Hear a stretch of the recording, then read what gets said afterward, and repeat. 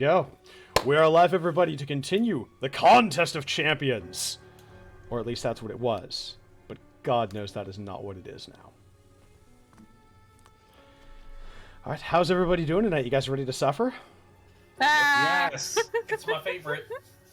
Whoa. I'm scared. Hurt me. Wait, what? Father, I'm scared. Oh, you should. Come on, Mama, do me! Do it! Come on! There is one thing I am going to do before we begin. My apologies on this, but I want to ensure that I have... Where is it? Did I only put that in Beasts? I think I only put it in Beasts. Note to self, let's also put that in Thicker Than Wine real quick. Is my rules for tarot. You have those pinned? I'll get around to it eventually. Hell, I would do it, but I can't. Dang. Alright. Yep. Schmidt won't do it because he's an I ass. fail. I refuse. You know, everybody can refuse sometimes, and that's all right. Okay. This is not going great. Okay, let's cut that. Good start, There we good go. start. Okay, so we got all that going. As is tradition, if anybody would like to take a recap of the first part of our one shot, you are willing. Or you are able to do so, and I will give you a point of inspiration, which you, based upon how all of you were looking at the end of the first chapter, may desperately need. Would anybody like to take it? I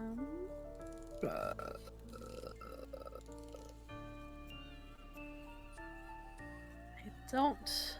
Don't everybody volunteer at once. Schmidt, do it. It's been a while. I don't know what you're talking about. I mean, I don't know. I can take it if nobody else wants to. We got our ass ate by a big dog. Technically, you didn't. Aw, thank you, Katie Lady. Truthfully, I probably could, not very succinctly though, and Do also it. I would rather somebody else get the inspiration, because I'm not as bad off as everybody else.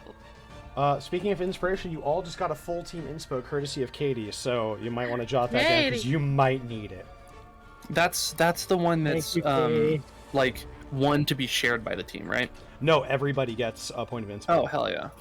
Oh, But now that you've mentioned that, that is brilliant. Shared pool of inspo. What have you done? well, I thought that's how it Yeah, Wasn't- that's how I thought it worked the whole time. was. That I it thought was that just it's, one inspo shared by everyone, and then one person No. can decide to use it. No. It's a full team inspo. Yep. Oh, okay. That's why it costs so much, because if you buy one inspo per person, it will add up to, I think, about 2,500, but this is 3,000. It's a little spendier, and it's limited per streams, but you give one to everybody right then and there. But I think shared inspo and heroic luck could be Shut the fuck up fan-fucking-tastic. right now. I've made Cease and desist, sir. Let's see. That's why Cease I and felt so desist. bad about using those inspos last time, because I thought I was using the one that somebody else could have used. Right, my rolls. Oh no. Well, hey, don't worry. There's other ways that you can get help. I do not want it. Stop it. Let's see. I think I can. Are probably you take it. going off? Oh, thank you, Katie. Do your tarot draws go off of like vibe of what the card says or vibe of the actual meaning of the card? So what? I'll just explain this real quick before we get into it. What I did is I looked up the meaning of cards and I kind of put my own interpretation of it in there as well. And I made a list of effects based upon kind of my vibe and then what other people interpret it. And I kind of met in the middle with how I did it. For example, the death card. doesn't necessarily symbolize death. It can also symbolize the turning of a page, a new chapter, a great change, the dying of your old life as you step into the new. I decided to go a little more literal with it because that's fun and it will hurt you. But also, if you get an inverted death card, one non-boss creature immediately dies of your choice. That can completely turn the tide. And even then, boss creatures, sell it to me. Maybe it can happen. I think that interpretation is more like the vibes of the death card are more accurately ascribed to the tower. Oh, the tower I just made to fuck you guys up. It's a catastrophe. Absolutely. Right. The tower is arguably worse because at least death, one aspect of it could be really good for you. There is no good way that you can draw the tower. There is none. No. Oh no. You really don't want We to need draw the tower. We need to draw the tower. I think with the amount of hit points you guys have impossible. left, you would not survive drawing the tower. Oh, no. Maybe. I think we need to draw the tower, guys. Draw a tower, just cast Circle of Death on us. All right. So yes. Dropped an atomic bomb in the area. Last chance. Does anybody want to take a recap of part 1? Speak an hour, forever hold your peace. I think maybe I can do it. The floor is yours. Do it. So, last time on Lord Baron's one shot here, we met up and, for each of us our own reasons, had joined in the Contest of Champions. Finding ourselves in need of making a party, we all met up, joined up, and entered together. Also joined by, once we entered, a furry little companion that, for some reason, we don't remember, but also slightly remembered. It was really weird. The first battle went very crappy. A really rough time, but in the end we were victorious. And we were able to find some solace in between the two different competitions, where we slowly learned that all the other teams, for whatever reason, were already pretty much dropping off, except for one other team. And some intense conversation was had, some realizations, but it was soon on to the second contest. This one went quite a lot better. Our heroes found themselves working together quite well in the second time. Still a little bit rough, but in the end, they were victorious. There was also a small series of trap rooms that we went Oh yes, through the as trap well. rooms. I do remember that now. You guys outsmarted me.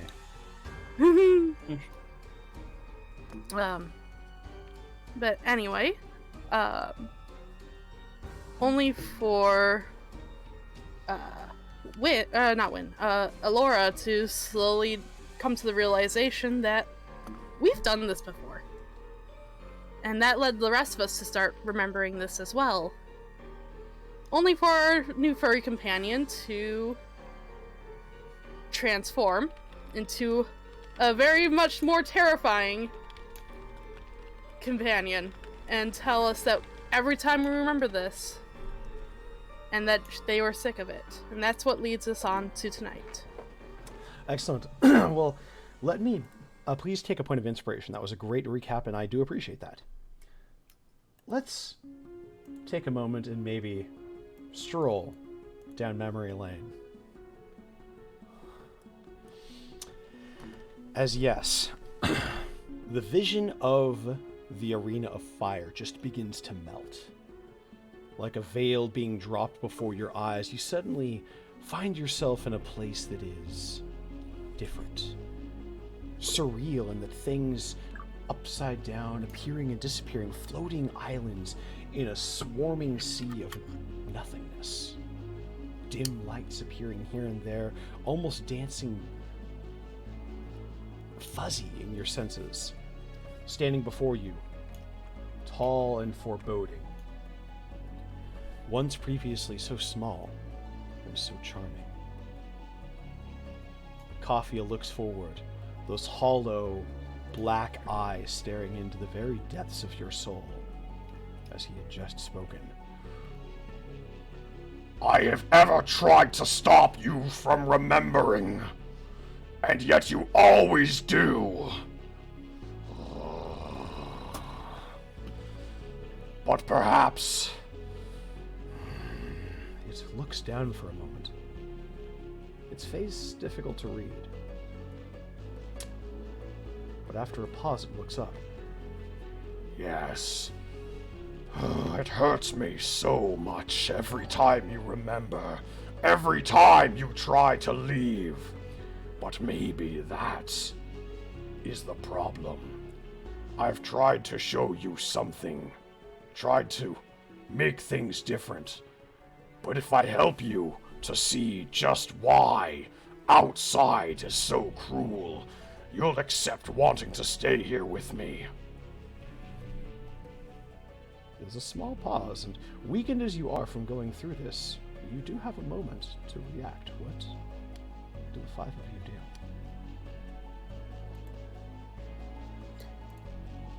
do? Mila is currently in shock as this is starting to all come to her. How many times have you put us through this? Through the same lives? How many times have I seen my husband die in front of me? The face snaps over at you. It steps forward, raising its claws. No, not like that. Not your whole lives, only the tournament. It is special to you. It resonates with your emotions and your memories. It was a good day. That's why. It starts dragging its claws down. That's why it meant so much to you. I had to bring you back to a good day, don't you understand? You! He points a clawed hand to you, Mila. You've done so much. You've fought so hard. And you have been kind to those who needed it. He looks around, those large eyes darting between all of you. I love all of you. I brought you here to protect you. To make you relive your greatest days. Why can't you see that?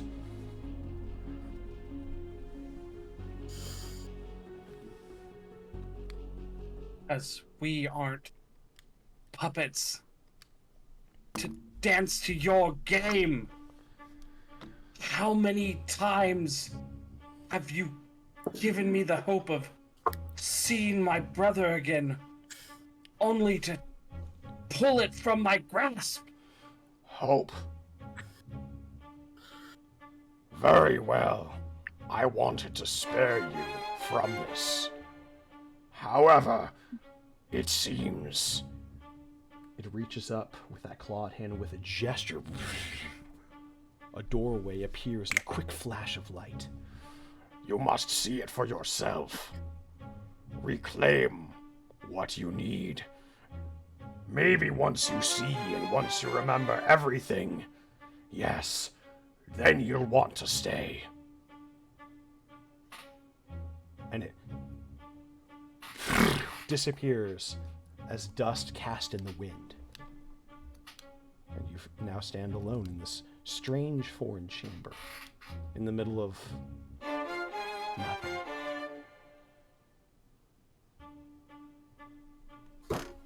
But there is now an open doorway. There is. Well, I suppose the first thing is not to go in there. Because we've seen what this creature's capable of. I.e. firewalls and death. And Wynn will throw just basically anything, probably ball bearings, just through the doorway. They harmlessly clack along the stone floor going through it. That's honestly more concerning. Wynn, I need you to roll a wisdom saving throw, please. Oh, God. First roll, first roll. It is going I'm to scared. be difficult. The DC that I am setting for this is 18. Good fucking luck. Come on, Yeti.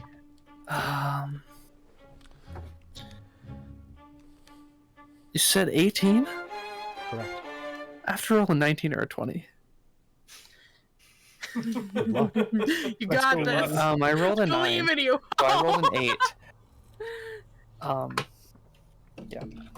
As you focus on aiming it and really watching carefully for anything out of the ordinary, focusing on those ball bearings as they clack along, rolling along that stone floor, something penetrates your mind, creeping and worming its way in.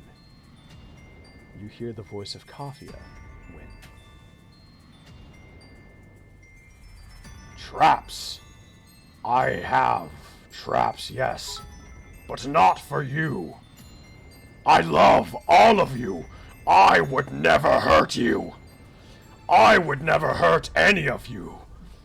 What you felt, that pain, was the battle you won. That actually happened. All of you are so strong. It is one of the things I've looked up to you so much for. The voice fades.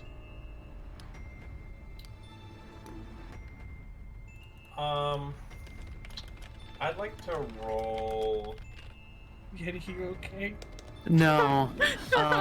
My camera just died. Oh no! Oh, no. Oh, so Kaffia Yeti actually killed. killed Yeti, not Win. I'll fix this. We'll figure it out. Here we go. Our technical difficulties begin. Woo! Alright. I just looked up for her and her being was like. It's like, this is how I'm gonna play for the rest of the game. Napping. I could try to put an image in there for you if that would work a little better, Yeti. I can get here. This is what I'll do. Okay, yeah, I'll give you a second to sort that out. As we'll just kind of move on. What is everybody else doing in this moment? I'd like to roll.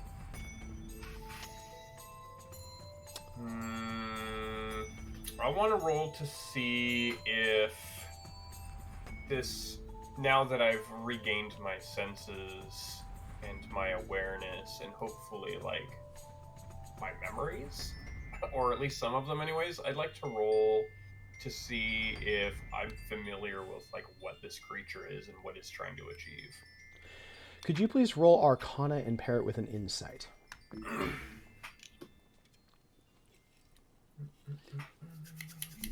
While he's doing that, Cassius is going to start kind of cautiously moving towards the doorway. Alright, we will resolve that momentarily. 19 Arcana and 17 on Insight. Can you please follow that up with a Wisdom saving throw? I knew you were gonna say that. Alright. Thankfully, these are all +5, so that's 21. You feel that prodding, but you defend against it, putting up a mental shield that you are well trained to do. But the realization hits you. This thing, this creature, you're not sure how it got your consciousness, yourself here, but it has a hold on you. But there's something unsettling about how genuine it is in the way that it's speaking to you. This thing is some kind of very powerful being in this place you find yourself in, glancing about, some interdimensional space that you can only deduce was created by this Kaffia, if that's even its true name. But this creature, or whatever it is, has a vested interest in all of you. That much is dreadfully clear to you. However, because your rolls are so good, I'd like to grant you something extra with that. Okay. It seems that this creature legitimately does not mean you any harm. for better or worse. Okay. Well, regardless of my insight into that little piece, Alora, not really in the mood. She's really, really upset right now, especially not only having been injured and nearly fallen multiple times over the last couple of minutes, but now having this creature play games with her. She's determined and curious at the same time, and so without any words, she kind of struggles to her feet, holds a hand to her head, and she begins to slowly just walk towards that door and slowly put her hand up to it. I'd say Mila, being slightly impatient as she is, follows close behind her. Going back to Cassius, who was the first one to very pensively enter and carefully go through that walkway, you see another room. It looks as though a bit of that arena in Jahara was carved out and placed in this extra dimensional space, and you see all of you standing before it looks like a king upon a high-backed seat. But it's like a picture, a still in time, a moment captured, but perfectly still.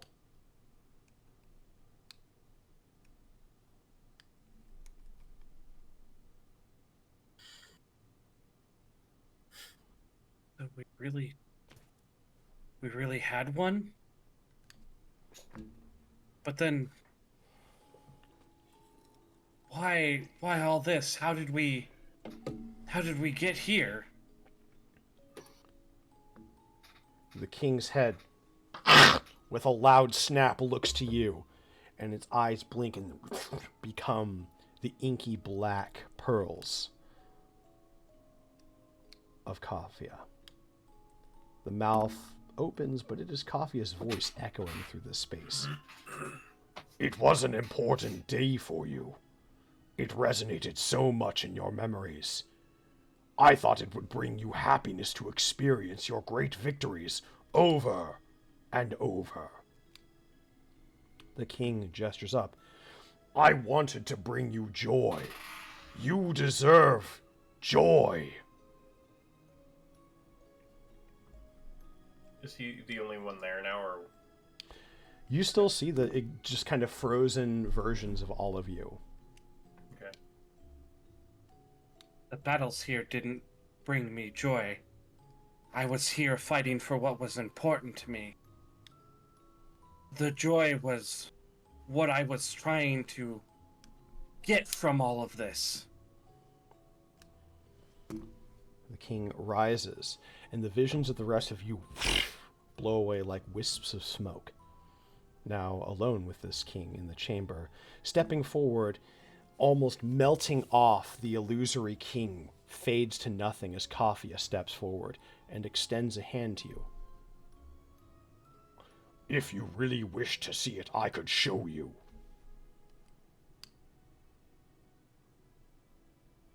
I don't want illusions. Not an I don't illusion. want The future. the future. I've seen what lies further beyond for you. I don't care about the future. I care about the present. And what I can do now. The future doesn't mean anything because it isn't written. The past is written in stone.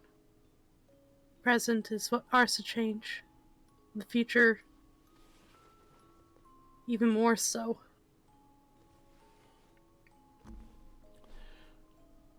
But Yeah, why wish- should you suffer? I could give you anything that you want in this place. Then give us our lives back. Suffering Give us is the present. suffering is part of life. I would know. It is the proof that one is alive.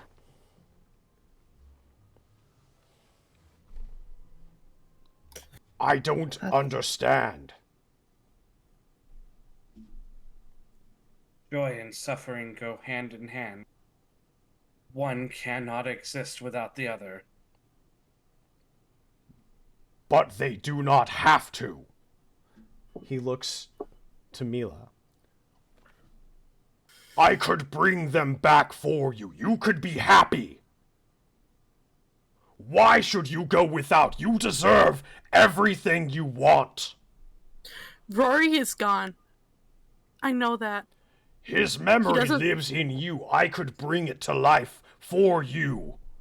You're right. His memory does live in me. That doesn't bring him back. And I know it should. I know he doesn't belong here anymore. As much as it hurts to say. Why do you choose suffering? I offer you love and comfort. Why do you reject me? Because our perspective, it isn't the only one that exists. It's not the only one that matters. Some of us, we're important to other people. They Or me. deserve to have us.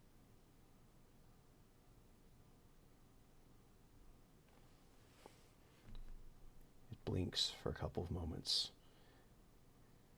Its mouth curling into a snarl as the creature tries to process this.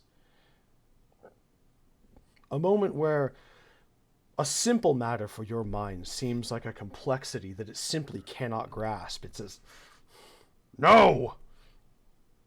It should not be that way. It's just how life is. You But forge there is ahead, you greater make- suffering awaiting you after. Why should you have to do that? Why should the world hurt you? Suffering and joy, same one coin, same two different sides. But that is it. I could remake the coin for you. I don't want you to remake the coin for me. I want to choose my own life and my own path. I don't need you to decide what is good for me. It is my right to choose. It is my right to struggle. It is my right to grow and learn and proceed to the next day and the next day. I refuse to live in repetition of the past. So you don't want to relive the past. I could make a future, and you could No. experience that. I think I understand now. And disappears once again. Oh, damn it. I don't want your future! That close. I have a brother to find, honor to regain, and an ambition of my own! Cassius, your turn for a wisdom saving throw. Okay. Fucking great, by the way. Yeah, for real. Come on, Cassius! That is an 11. I'm gonna burn one of my full inspos. Let's Alright, try please that reroll. again. Oh, Come on. even worse. Okay.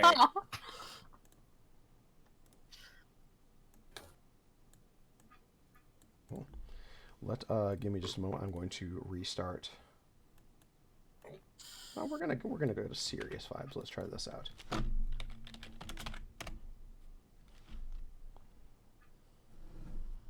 Okay. Cassius, you are violently pulled out of your body for a moment. Your consciousness ripped away.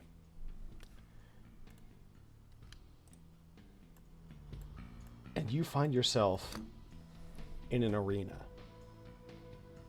The heat of the sun beating down upon you. The roar of the crowd, a haunting and familiar thing. The sands burning underfoot. Sweat beating at your brow. Your blood pumping. a vision of a clash of steel, powerful opponents. And just as you've crossed blades, you look over and you see it. The one aside from you, Kazdor.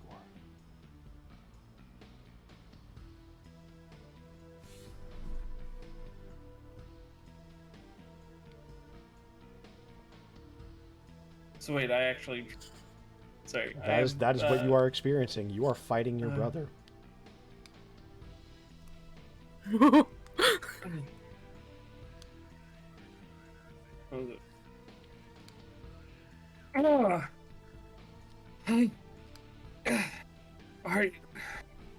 Why does your face feel familiar? Oh.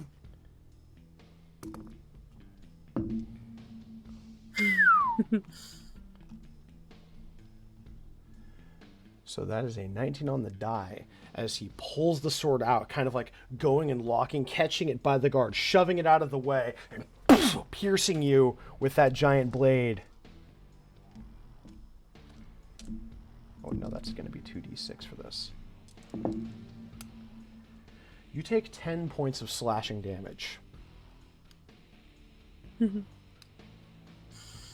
Or at least nothing less you from my big feel brother. like you took 10 points of slashing damage. As it immediately stops and everything goes white, and suddenly you're standing on the other side. You see off to the right, a bit of a flicker of black flame. Kaffia rises again. If you found him, it would be in the arena. Inevitable that you would fight him.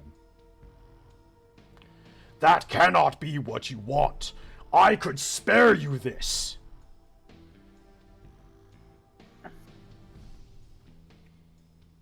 No future is certain before it happens. I have seen it. I don't want you to hurt. You, your brother, you don't deserve that.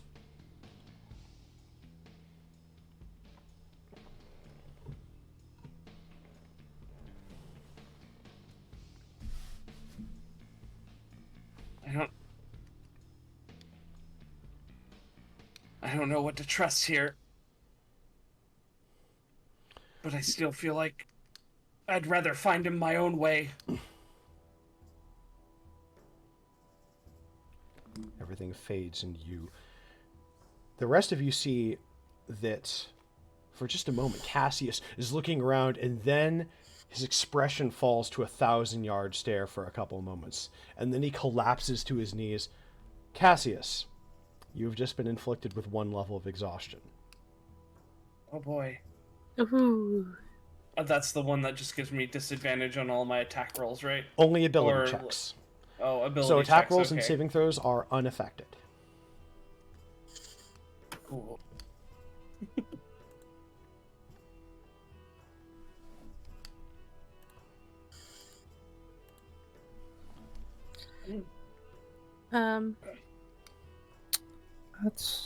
That's Same. that's concerning.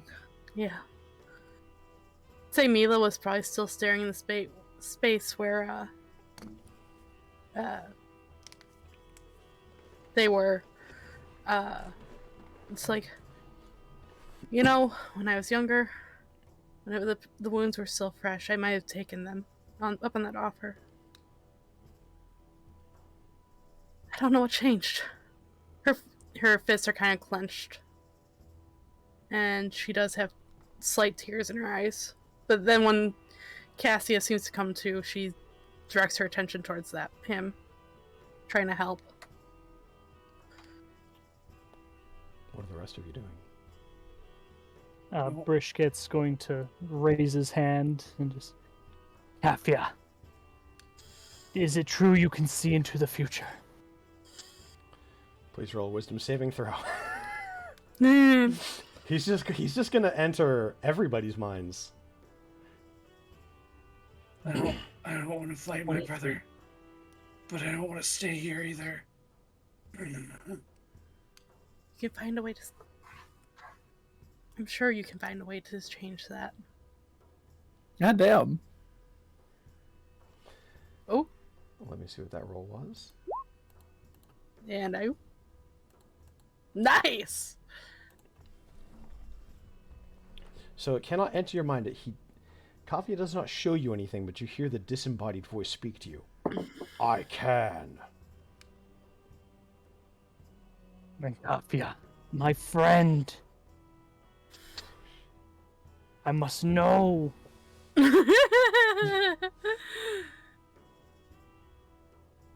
What my must heart's you know? desire.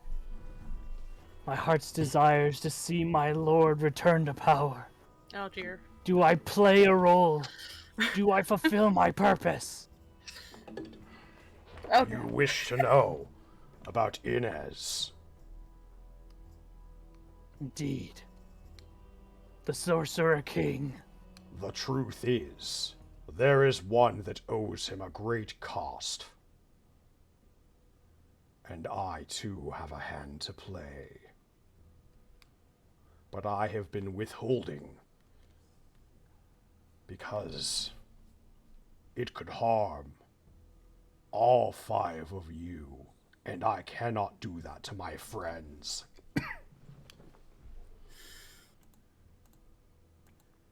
Kaffias, that is against Lord Ains's wish.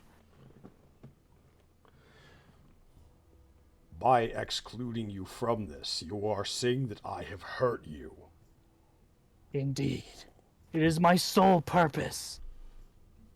I, who was born without even a name. I have given everything for this. To strip me of that would render me a thing. Less than that, even.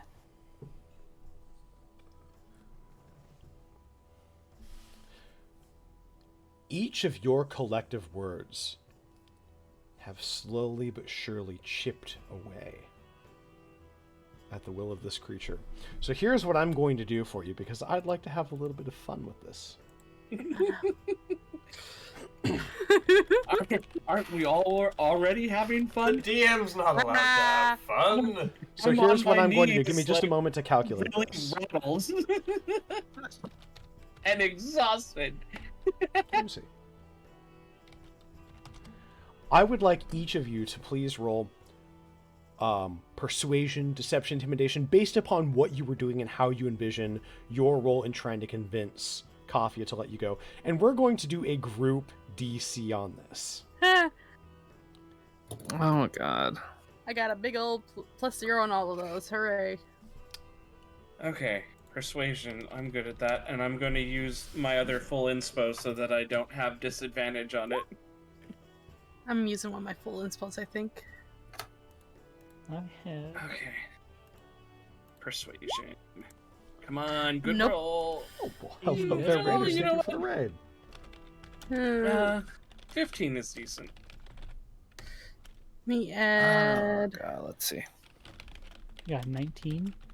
No, 20. I'm going to add one of my Okay. 10s. I'll also There add we my go. 10. Nope, still not great. Oh god. Oh boy. Okay. 22. So, let me see what we've gotten to so far. So we have a 10 So, plus. hold on. It'll be 13 altogether on mine. Okay, so 13 plus 21 plus 22, Mine was a 15. 15. And what was Alora's? You're muted, Schmidt. I typed it. It's in there. 14. Sorry. Oh, okay. My apologies. Yeah, you're The good. text was a little small, so I couldn't. You're good. You're see good. that. 14 plus 13 plus. And then, Cassius, you said you got a 15? Yes. Wow. I thought I was being a complete asshole by setting the group DC at 60, and you guys destroyed that. Woo! Oof.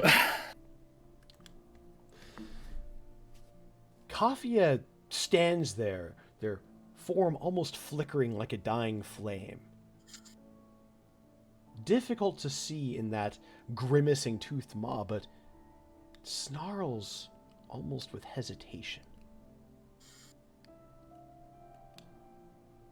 But I thought that by keeping you here, I could keep you safe, happy.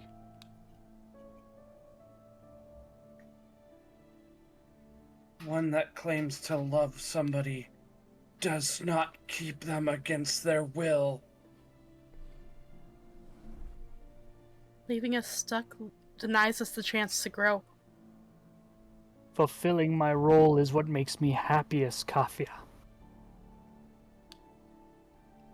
I seek to continue on each day, not be stuck in the past. And my freedom is what allows me to have that.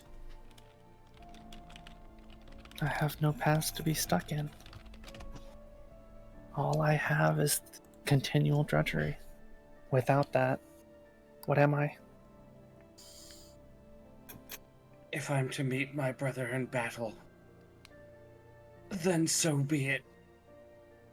But at least I will have truly found him. I may never see Rory again, but I want to continue to live up to his memory.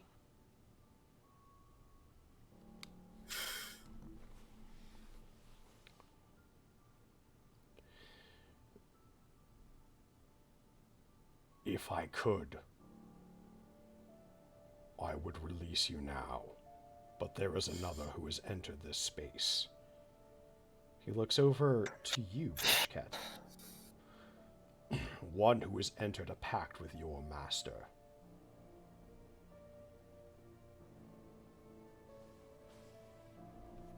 Can you tell us who? Surely this is one of Lord Iron's plans. Ainz made a contract with this one. He then came to me and made another. He was careful in the wording. However, while I cannot tell you, With an extended hand, another doorway manifests. I can show you. And please lead the way, my friend. The tall, lumbering mass starts walking away towards the doorway. Come then. Cassius We all will going or just Brisket? Let's get the I hell think out it's of for here. all of us. Cassius will struggle back up to his feet. So that's it then. One more battle. One more enemy to put down before we can finish this. And he will start to kind of slowly walk towards the doorway. The next chamber is a series of floating platforms coming together with tendrils of magic drawing them closer together. The place itself appears like a library of sorts. Elora, you in particular recognize it. Oh, do I? You do. It is one of the rooms back in the university. I believe it was the Arcanists University. Mm-hmm. You recognize this place, a storehouse of history,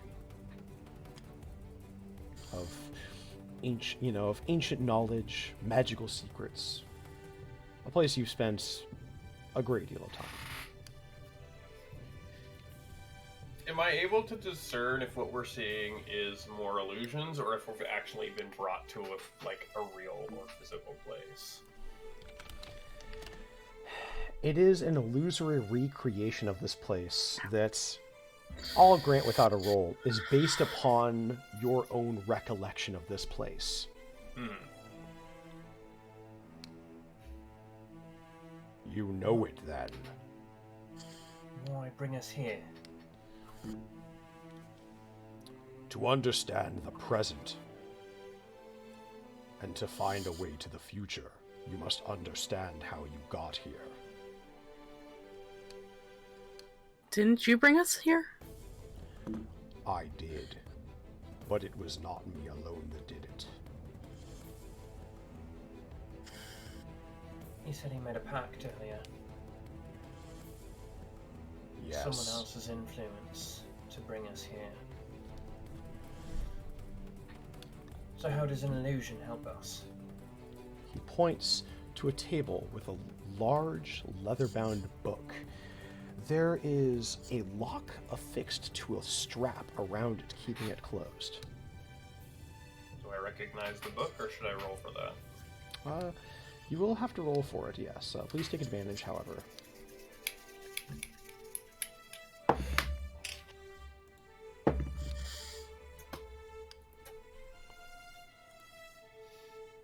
It's going to be another 14.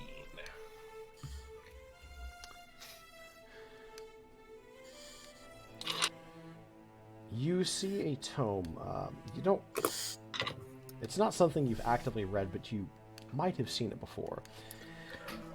There's different stories, different books, excerpts written on the rise and fall of different countries. One is the dawning of the new sun, the rise of Jahara. You're familiar enough with it, but this book is much bigger than what you remember. It is far larger, and there was never a lock attached to it. Fascinating. We need help with that? When we'll pull out a thieves' kit.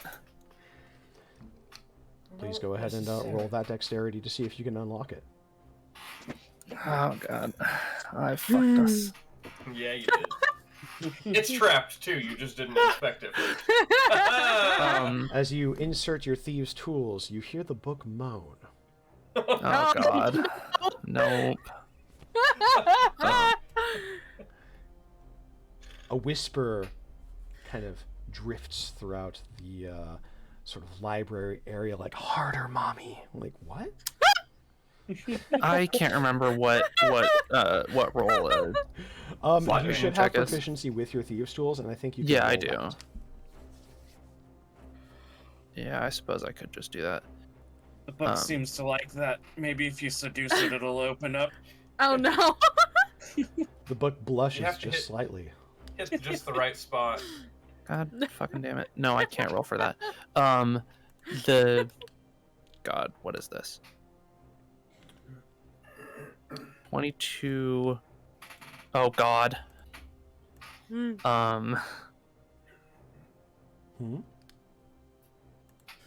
Why can I? Oh, okay, there it is. You doing all right there, champ? 24. You got 24? Yes. Right.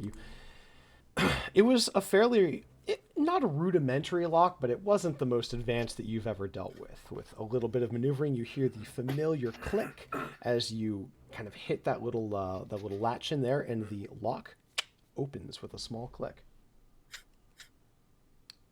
I wonder. Huh? It's your book. I appreciate the assistance. However, I'm a bit concerned.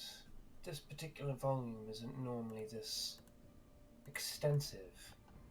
I'm wondering if maybe it's an original edition and previous and future renditions of it have been modified or left out for some other reason. We're in a magical illusion plane with a magical illusion book. Maybe it's different. Possibly. I don't know. Books aren't my strong suit.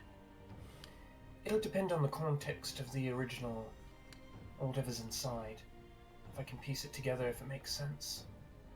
It's possible that this is, or at least, an illusory version of the original. Let's take a gander, shall we? She'll carefully open the cover of the book to the first page and just see what happens when the book is opened.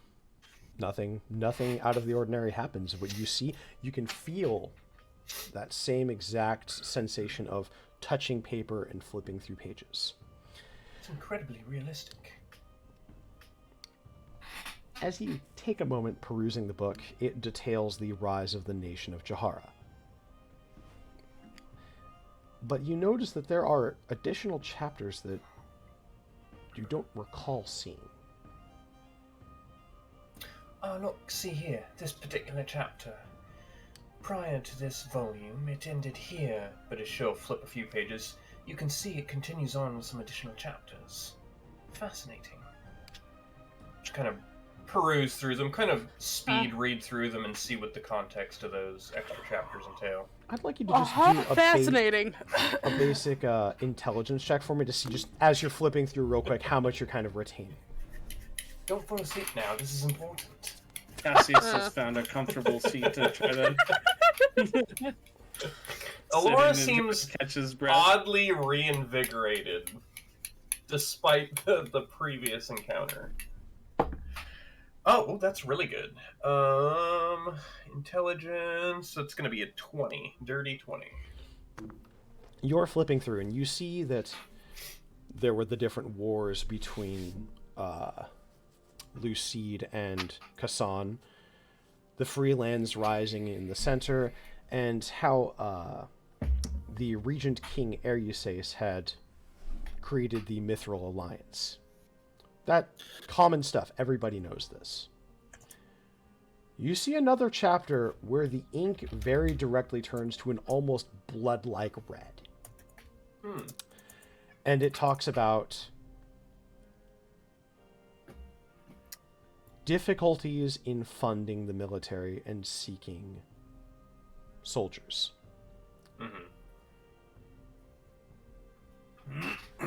And there is a shocking revelation as you flip through those pages that Ereusace had allegedly found a patron and had seized the means to create an undead military force.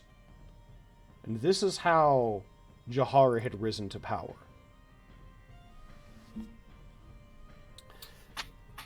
This, as you continue flipping through, also details how the Regent King Ereusace had worked alongside the Arcanist University to ensure that this knowledge did not get out. And there is a creeping realization in your mind of you had been doing some travels to different ruins, different sites throughout the Freelands. One of the ones just kind of along the left-hand side, the Tomb of the Lost King. There was some interesting religious and political stuff there, but most importantly, some of the runes were of a different syntax than you had seen in a lot of other places, which drew your attention. It was nothing special, just a fleeting curiosity, but you saw that a lot of the soldiers were disposed of in that region. And quite suddenly, you remember that Tanith had been sent, and she'd mentioned something about getting rid of you.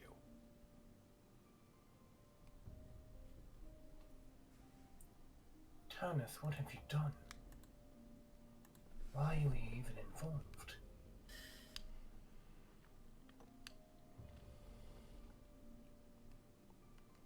Also, if this whole construction was based on actual events in our lives, an actual day, as unfortunate as it is, we may not ever be able to ask her. Sorry. Oh, yes.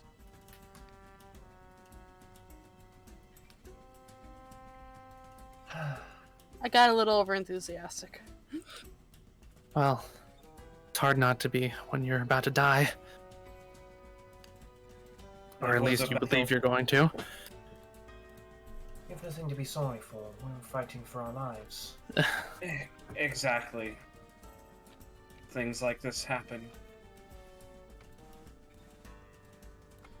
I just don't understand. I had a feeling that there was secrets that I was not privy to, given that that's how most political systems operate anyways. There's always one or two secrets that they have to keep behind locked doors. This, however, is on a different level entirely. An entire army of the risen dead, and a patron that helped accomplish it. Given the illusion led us to this book, it's more than likely the patron that's briefly mentioned here is somehow involved in what we're tied up in now. But how that is remains to be seen. A patron who uses massive undead soldiers. In quantity, of course. Exactly. Think it's got something to do with your lord there, Brisket? Well, I have not been so blessed to have met my lord face to face yet. But I am aware of his inclinations towards undead. Seeing as he is a lich himself. Necromancer Lich Daddy. We don't tell people about those jokes. No? Those jokes are hidden. Leave them alone.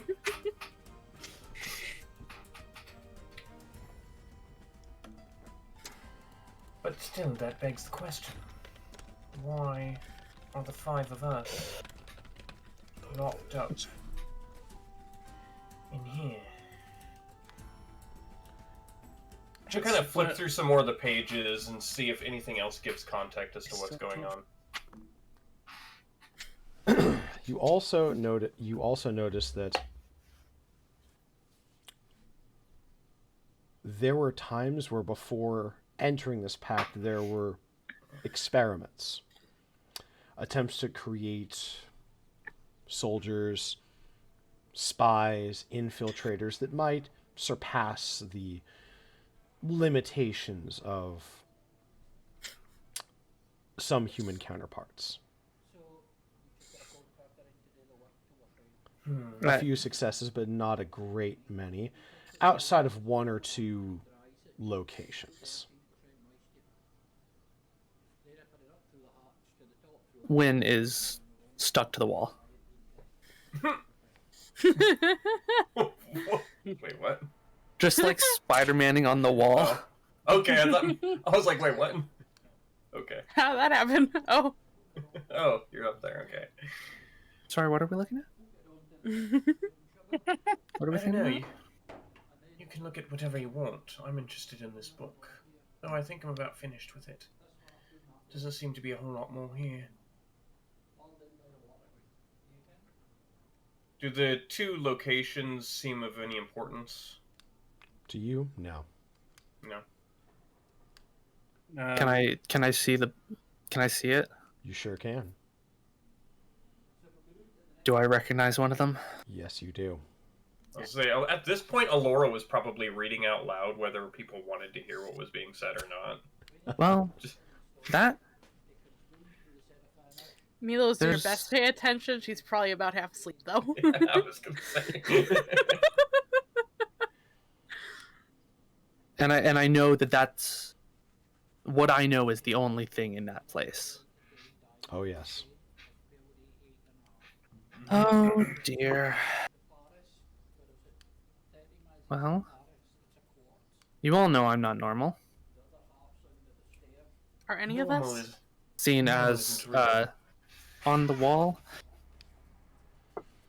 I feel pretty normal. That location... I am a talking bird. Probably the most normal though, of all of us. That location has been burned down. For quite some time. What was it again?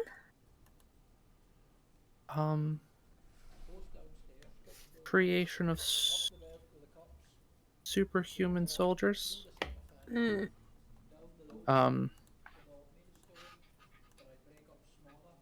burned down. So you've been there. Did you Oh, have I would anything to say do with so. it burning down? Unfortunately, no. Ah. Oh, A product. I would rather you not refer to me as product. a An victim. unwilling participant. Handle up. Oh, I see. Now if we wait a minute or so. Very see interesting. this cog here turning around. But then we'll go outside and see the wheel actually turning, hopefully. But you don't seem like you're under anybody's control. Not that I'm aware of. Thing is, we just doesn't sound Though- like, you're not sure if you're running slightly fast or slow. So I may have been at some time. I don't know where the distant, like, chattering of people is coming from. Okay. Either, Nick. I was freaking out. I'm like, is there somebody outside my fucking house right now? It's not Yeah, on my end. I don't know. Okay. I don't think it's me. Is it Fredbo? It might be. Was Fredbo talking? Let me see here. Maybe it was Fredbo. Is it an ad? Raid Shadow Legends? Oh my god. It fucking Fuck better you, not be. Rachel. I got Spotify Premium. God damn it. Well, it seems like it's balanced out now. Whatever that was. We were all hearing voices in our head. Kaffia, you could stop now. I will not. Alora abruptly closes the book and like just briskly walks around just to see if there's anything else that's worthy of note in the room while the rest of them are talking.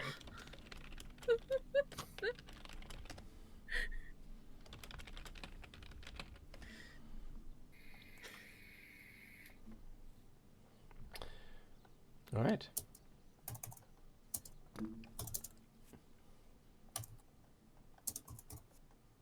Sorry, I missed that. Schmidt, what did you say you did for doing? Oh, Alora's gonna go quickly browse through the rest of the room to see if there was anything else of note while everyone was having Give me just in a second conversation.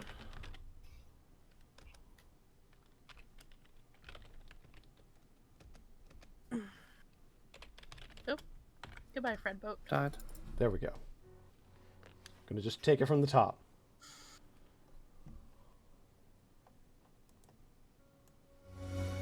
What'd you say the other town was that was mentioned in the book?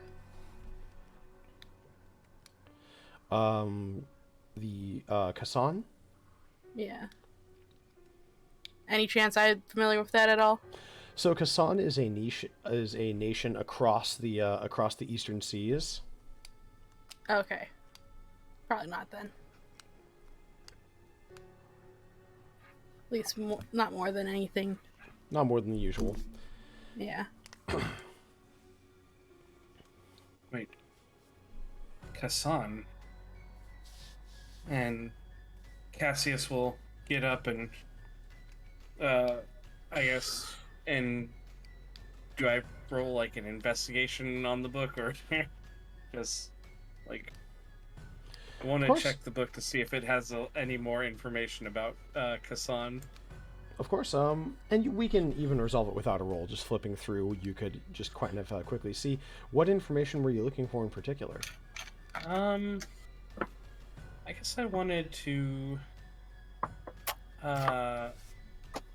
find out any information about like the pits of, see if there's any mention of like the pits of blood and sand, like the arena that was there. So the pits of blood and sand have actually outlawed fighting to the death in recent times. The fact is, Kassan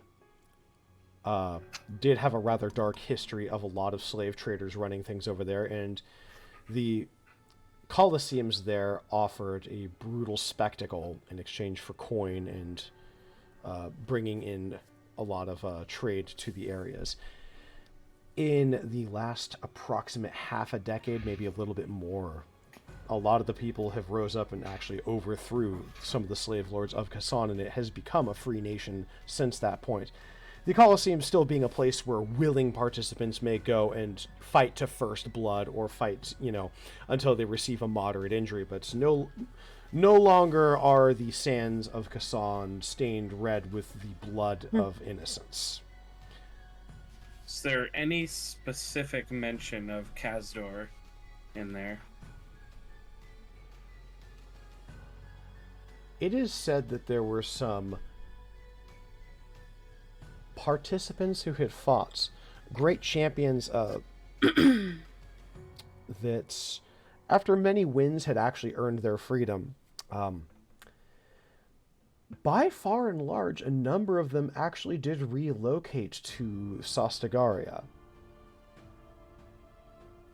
Your brother is not mentioned, but that is what is written in the book. Damn. Sounds like something my tribe would be into. I knew he was... Or at least I thought he was at Kassan at one point, but... Can't find any mention of him here. You feel the stare of Kaffia.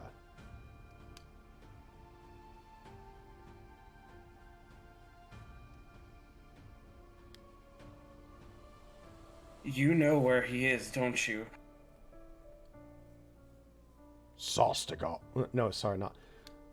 Yes, no, that's right. My apologies. I confused my own ass setting because it's been like a year.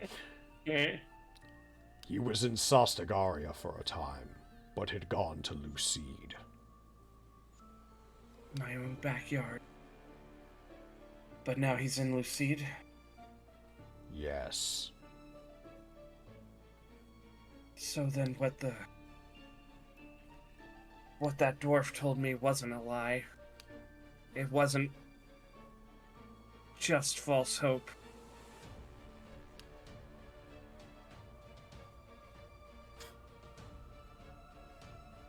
Well, I guess that's all I need from this for now. Alright, fuck it. Now I'm curious. She's going to look for any information about her tribe. Just something that could maybe give her a one-up.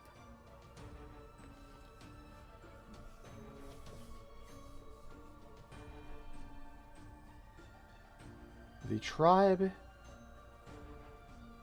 from what memory serves, I believe we had decided that they were kind of along the western region to the west of Lucide and Sostagaria. Right. And this is a book more pertaining... It's got a little bit about Lucide and a little bit about Kassan, but it's mostly pertaining to Jahara. But there are notes that there were participants from...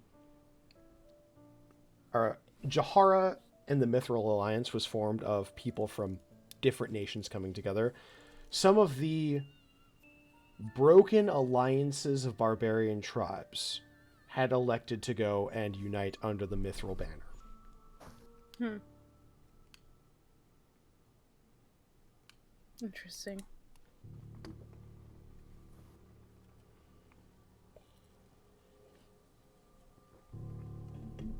Brishk is going to look over the book himself, specifically those, the chapters that were written in red.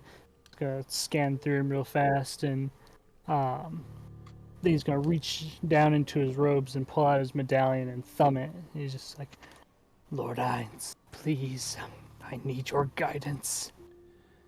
There must be more.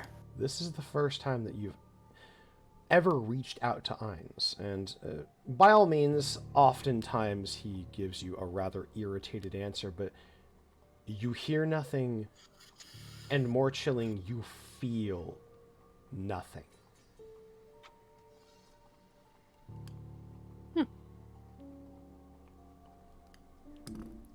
There's going to be like a cold shiver that just works its way through Brish, because he's never lost contact, or he's never thought himself so bold as to directly contact his lord, but to be completely cut off like this is horrifying. He's going to start looking around the room and see if there are any other marks similar to his medallion. Almost as if in response to your will in looking around, Kaffia points to another open doorway. Everyone, I think this might be a way forward. Another door. Fantastic. Let's go. I'm with you, Alora. Alright, off to it, I guess.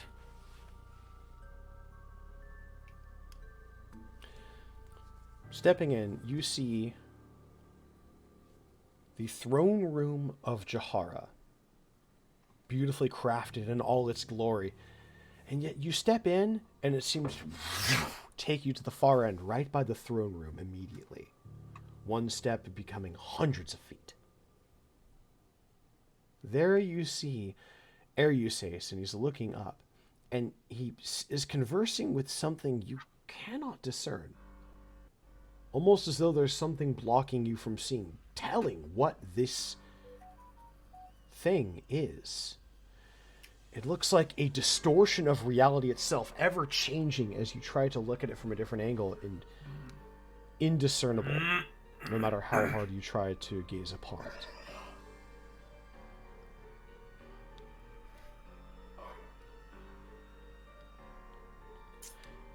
Kaffia, what are we looking at? What is he looking at? There is power in contracts. Is this the patron he made a pact with? Is that why we can't see them? Kaffia says nothing. Your silence says it all. Brish is going to immediately drop to his knees, clutching the amulet as hard as he can, whispering quiet prayers. Lord Hines, please. Alas.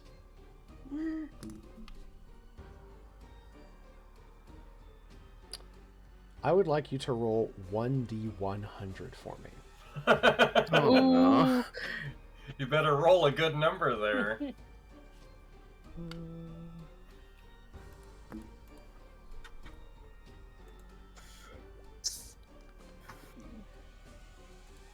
The 83.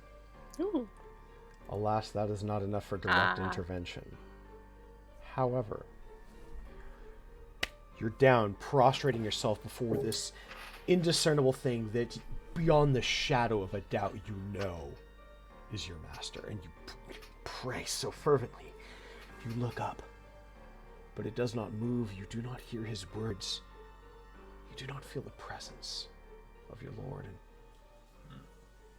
praying again desperately, trying to focus everything you are, everything you believe, everything you aspire to be, going out in this fervent prayer to just be of use, to realize your purpose.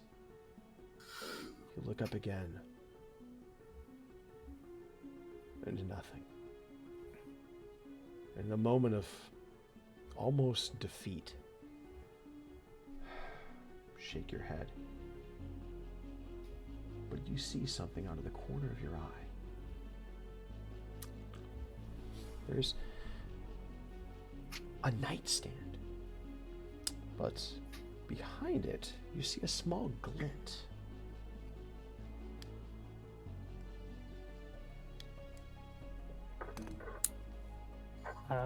Brishka is going to gasp, just a piece, surely a piece of the puzzle, and he's gonna scamper over to it and just kind of knock the nightstand away, trying to get to this. You easily throw it away, and at that moment you feel a hand on your shoulder. You look up and there's Kaffia, and he's staring directly at this. Now that you have knocked the nightstand out, there's a small, well-hidden doorway carved into the wall there. It says, This is a defense. A trap that I had to make by a contract. There is something beyond, but I cannot protect you from what this is. You must be careful in opening this door.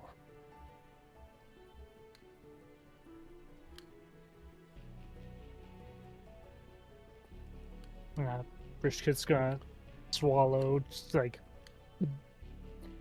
audibly, and just look to everyone else. His hand like poised towards the door.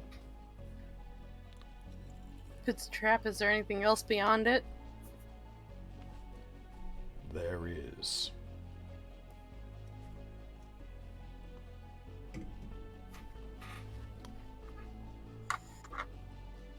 But if you do not want to live in this perfect place that I have made for you, it is the only way.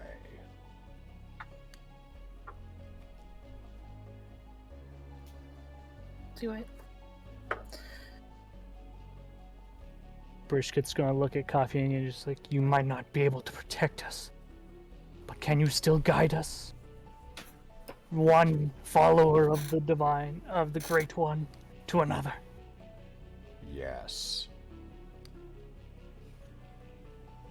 He just nods. Then that will be enough, and he yanks the door open. I need you to roll a dexterity saving throw. Yeesh. Blast. Ooh, dirty 20. Oh, fuck yeah. Okay, so Nice. as you throw the door open, all these sigils of light on the wall, and all of these beams of magic shoot down at you, but you jump out of the way in a second as this concussive blast goes outward, and you get away unscathed. No roasted kanku for Cuckeye.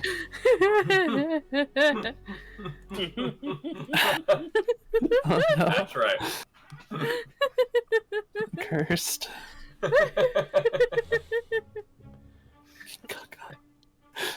Oh no. Alright. Kaffia Did anything points. else happen after that? There is now a small doorway that kind of crouches down, and you have to crawl for a bit, and then it widens enough that you can get up, and it goes down a dark, winding stone staircase. Why'd it have to be tight spaces? Reasons. Because it's our greatest enemy. Ah.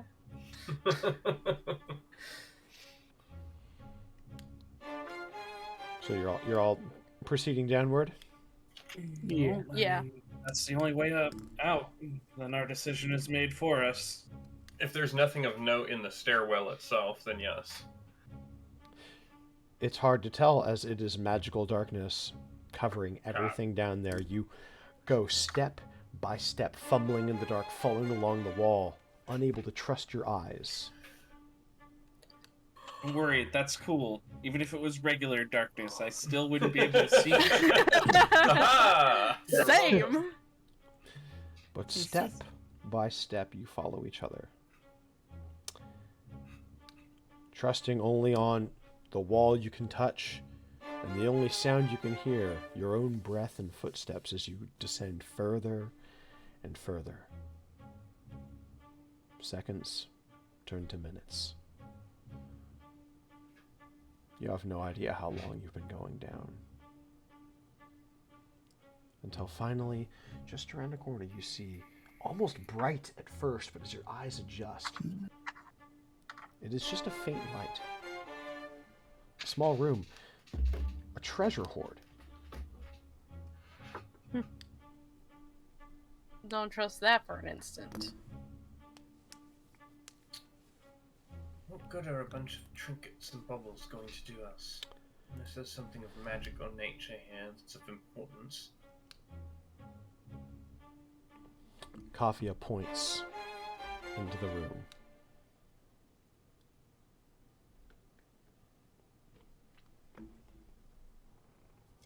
Move carefully. I guess I'll first just do an investigation check for any way forward out of here without having to touch anything. Of course. Oh, please go ahead and roll.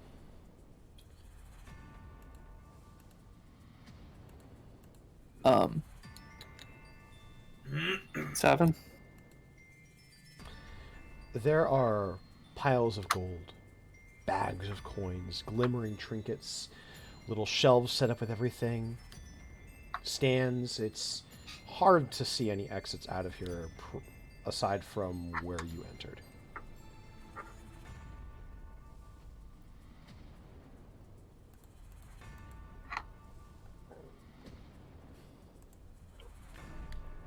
What are the rest of you doing? I mean, you're gonna have to go forward, I suppose.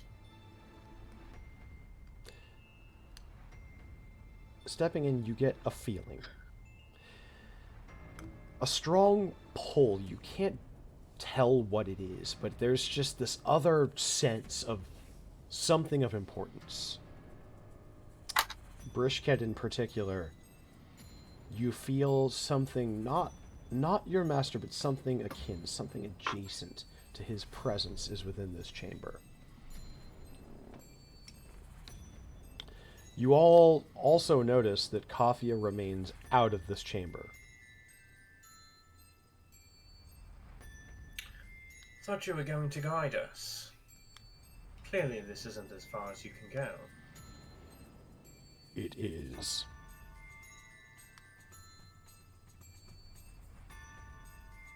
Well, I suppose we should ask, was the fire the trap, or is the trap yet to come?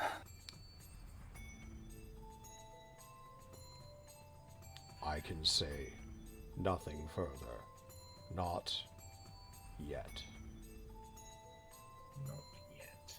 Well, assume traps. Yep.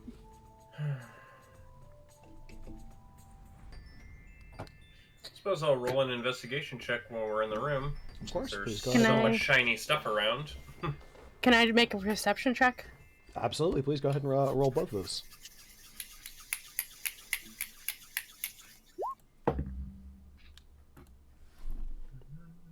My D&D Beyond hates me, I swear. So, Mila, what exactly are you looking for as you look around this room? Just keeping an eye out for any other exits, anything I can see that would help guide us. You notice that at the far end of the room, there's some piles of gold and stuff, but they seem to be obscuring something else.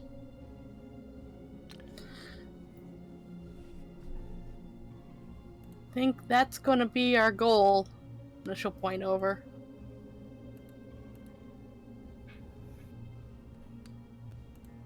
Yes, but do we even take the chance of touching any of that gold or anything?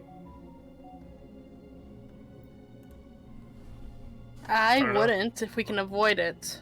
Did my investigation turn up of anything of importance? Besides Elora, the door? you kind of follow along with everybody, and you're looking at the gold, and you see, kind of obscure behind, is an altar. It looks like an 8-point star in each of the points. Sorry, 5 points. Mhm. Got to be accurate about this. A 5-point star, and each of the points has a small area where there is a coin inserted. Okay. There's not like a missing coin. There is not.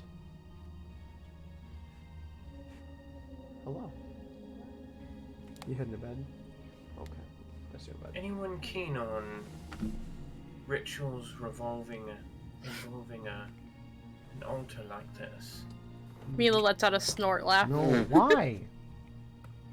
Why do you do this? The arcane is not my area of expertise. You don't have to Sure, be they an don't expert mind. on the arcane to know a ritual now and then. Brishket's going to be distracted by this presence. He's going to try and reach out to it. You reach out and there's no response, but it guides you further along. You not going on what you see, but simply the feeling. You turn a bit, follow it around, circumventing some of the gold around another stand. And all of you watch as Brisket walks up right to the thing all of you are focusing on. Follow the kobold? No, he's an Arakocra. He's a Kenku, isn't he? Or Kenku. Or no, wait, no, he's Kenku. like Sorry. I'm a Arakocra. Arakocra. Why did you say Arakocra. no roasted Kenku then? Did I? Just to fuck with you. Okay. Well, you know, I could always make some changes in the backstory, and you could be part of the Kinky Kinku. I No. was just gonna say Kinky Kinku. Ah, feathers. Ah. Follow the Arakocra then? Oh, we're gonna put. He's gonna put the cock in the Arakocra. Oh no. All right, but yes, you feel from this altar with the coins inserted, the presence is strong. Yeah, clearly this place is important.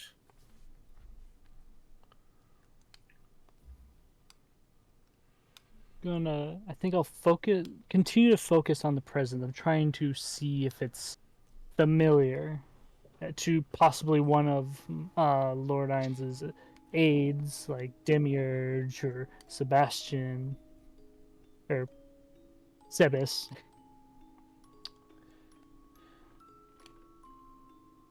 Not to aids. You feel a presence as though a shard of your master himself.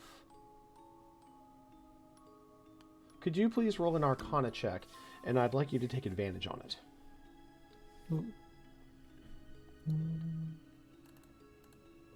Hold on, I got stuff all over my screen here. Uh-oh. Stuff all over my screen title. Truly. That was not with advantage.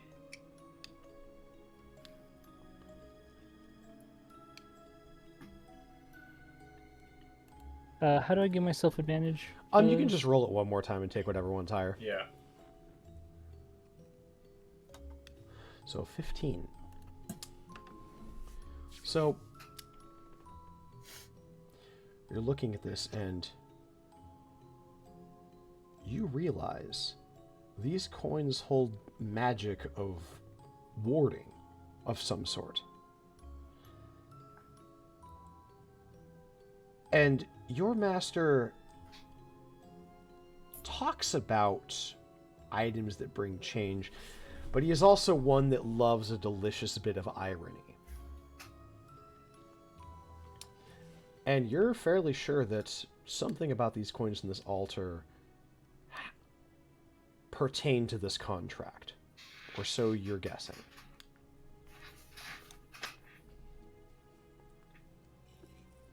These coins have warding magic on them. Warding magic. So, like, they're shielding us from something, or shielding this from something? I'm not sure. They could be contained in the altar. At this, Cassius is going to reach down and pick up one of the coins. Fuck yeah. Off the floor or off the altar?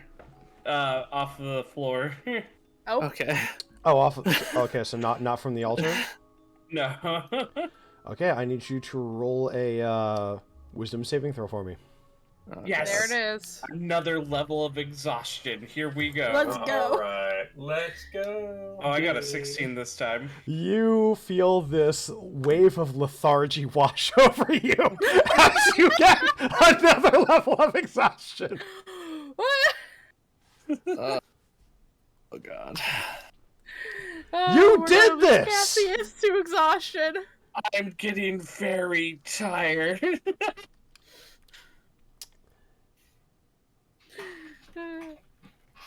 But This no, I time- really got a second level of exhaustion.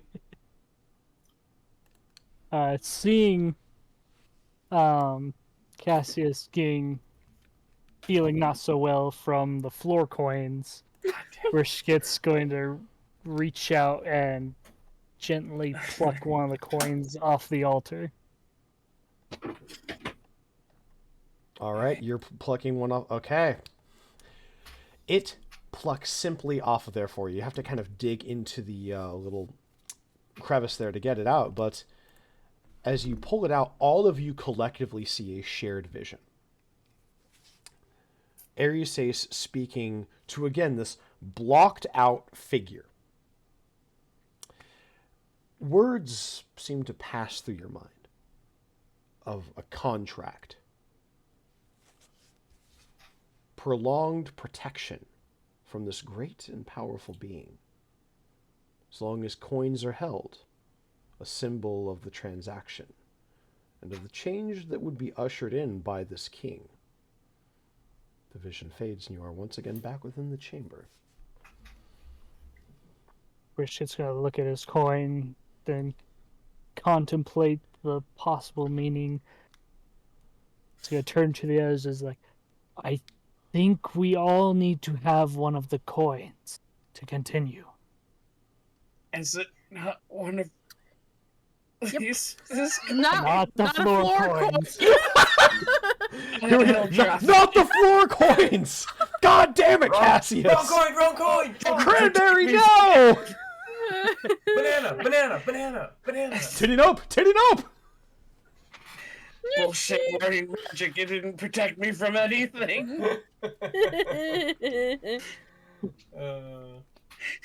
Fuck it. Magical fucking coins. Okay.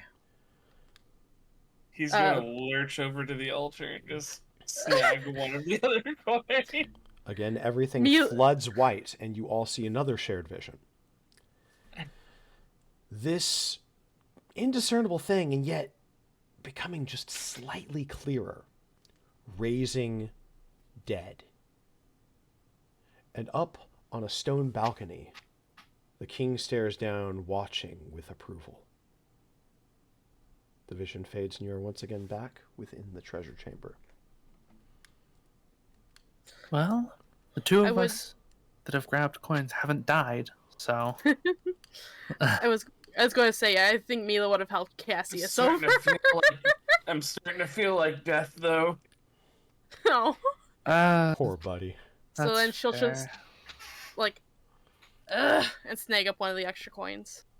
Again, everything floods white. And you see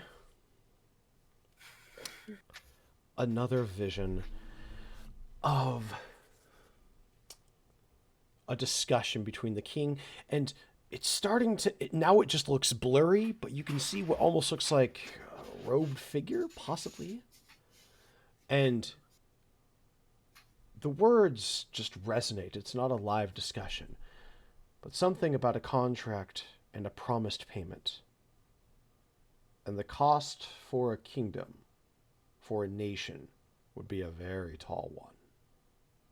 The vision fades.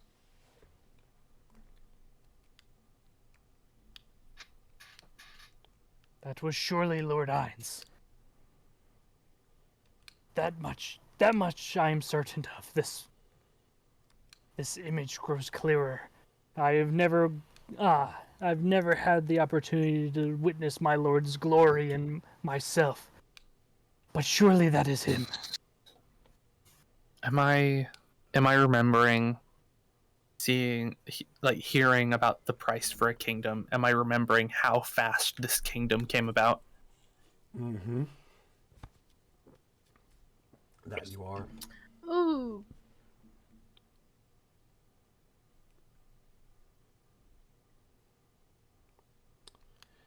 And there was there stuff connected to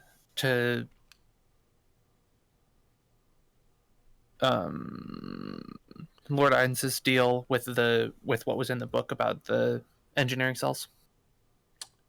Correct. Okay. Damn it, the music stopped again. So, my apologies for just a second here. Son of a bitch. We're not done with you. I'm not used to also being DJ, forgive me. You're good. I have so many So that's amazing your people to do master it for me. bruschetta. One of I the gotta most say, amazing people. I don't really like the look of him. Exactly, who do you serve again? The one Yes. true king. Just another being who wants to be in power over everyone. Oh, goody. Oh, A Well, I Brishka guess- Cap puffs up at that. Is just like, I wouldn't expect anyone to understand.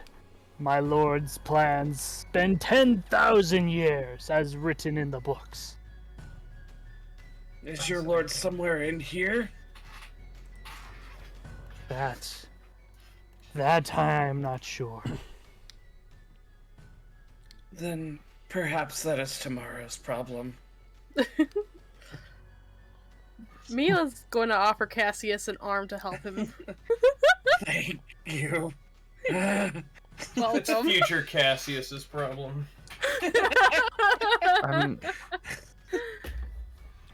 And my apologies. When did you also draw a coin? I have not, Okay. but there isn't. The fourth coin. The fourth coin is missing. So we have 4 taken so far. Sorry, what I meant there. The only 3 of us have been seen to take coins. The fourth coin does leave the altar. It would still trigger this, so I'll give you this. Oh as no, well. I know. Sudden flashback for everyone. You get another just kind of surprise flashback Ah! of the king speaking to Kaffia.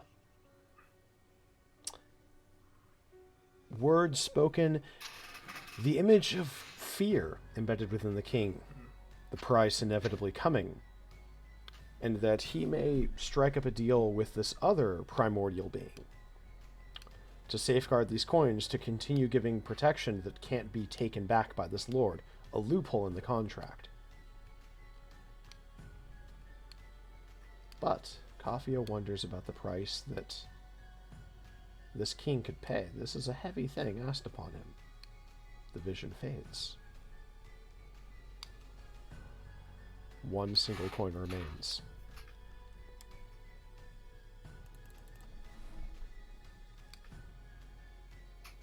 This whole time, Alora's just been like thoughtfully watching everyone pick up a coin and seeing just how things react, as her curious mind typically does. You know, new magic's at play, so she's just watching it play on as if it's an experiment. But given that there's only 1 coin left, Seems I'm the final guinea pig here. chill. I want to see, before I grab the coin, if there's anything else on the altar, or any sort of, like, inscriptions or carvings or anything in it that would indicate, like, anything about the magic or, like, the altar itself, to kind of give more context. The altar itself is risen up and there's a star on it, but as you start to really take in everything else, there is a giant glyph of warding along the ground around it that it fits neatly in the center of.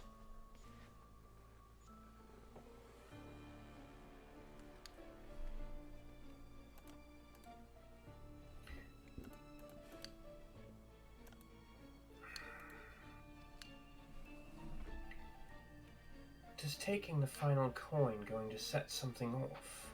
I have a feeling.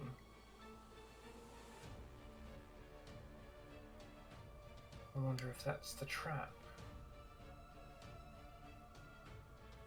Maybe the rest of you should back up a little bit in case something happens. I mean, Happily. I could just tie it off and pull the coin from outside the circle.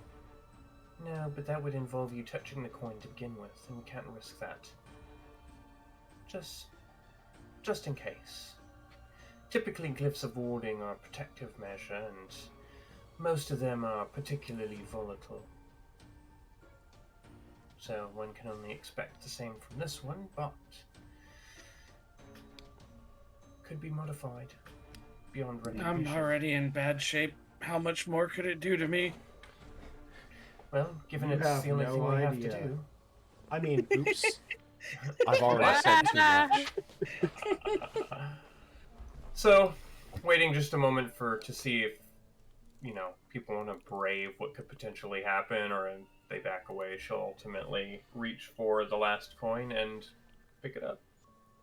As you touch it, one final vision floods into everybody's minds. Kaffia. But the form that you all recognized. There were parts of your memories that had been obscured. But it's as though now you're looking through a blurry vision through a lens. Clarity. Moments of Mila, in your travels, a small creature that had come upon you. Desperate, searching for food, and you'd given it just a little bit of your rations. Alora, time's reading in this little creature that had happened upon you, and you let it stay with you.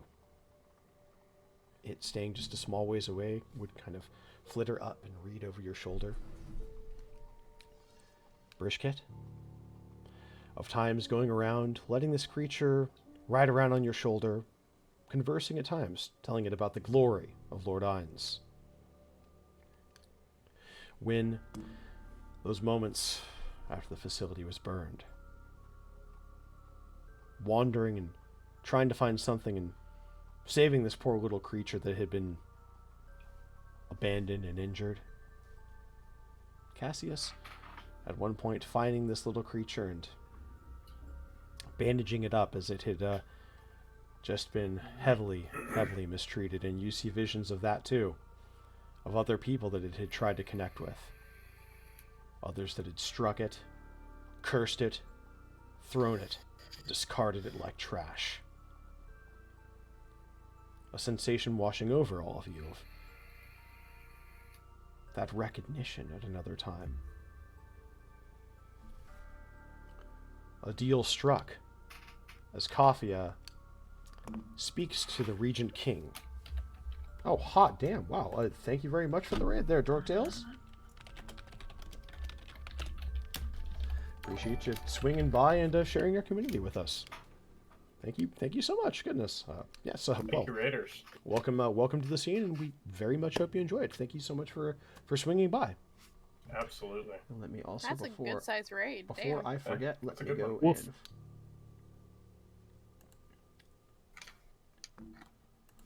Alright, I'm going to have to drop you a follow here before we are done. Let me make sure that I write that down for myself.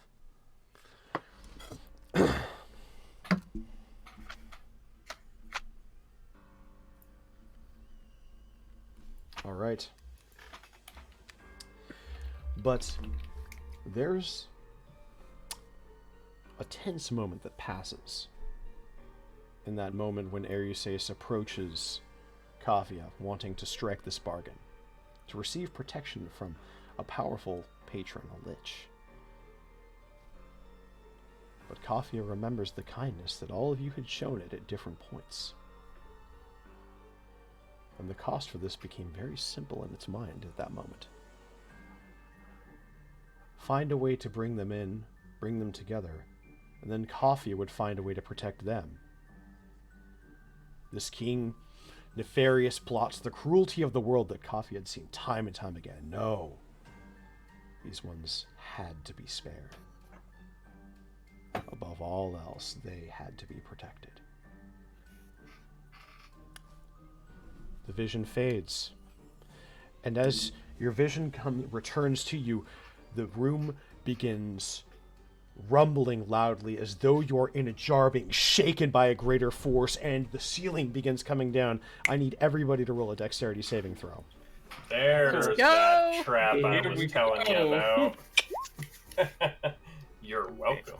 And this will be at disadvantage, so... Oh, actually not too bad. Actually, it is a saving throw, so it is not disadvantage for you. Oh, okay. I am using my other, still not great. Okay. Well, I've got...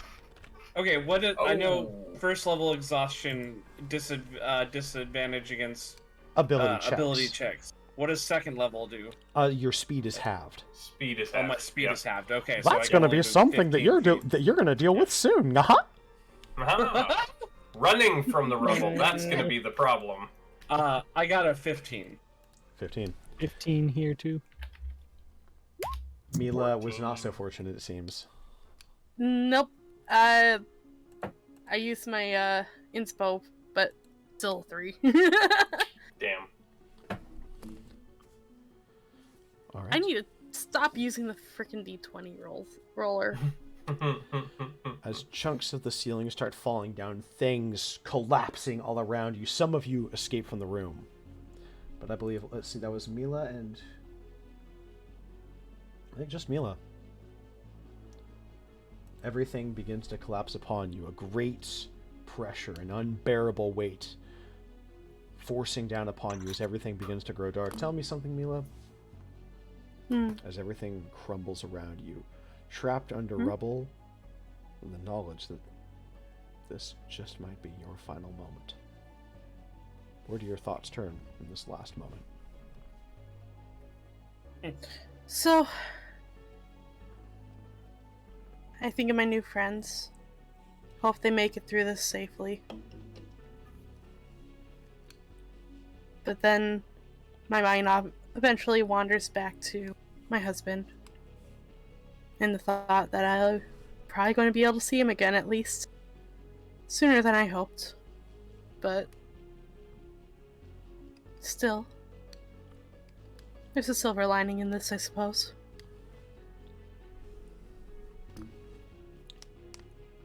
But alas, those who made it out and those who didn't are all suddenly enveloped in this energy, and everything goes black for a moment. This is where I'm going to throw all of you guys a bone. As all of you awaken in that first chamber that you came here in, I am going to give all of you a short rest. Oh, thank God. I'm guessing levels of exhaustion only get removed from long rest, right? Unfortunately, that is correct, yes. Yes, that's what I figured. Okay. Fair enough. I will take your short rest. And I guess I will use my other 2 hit die.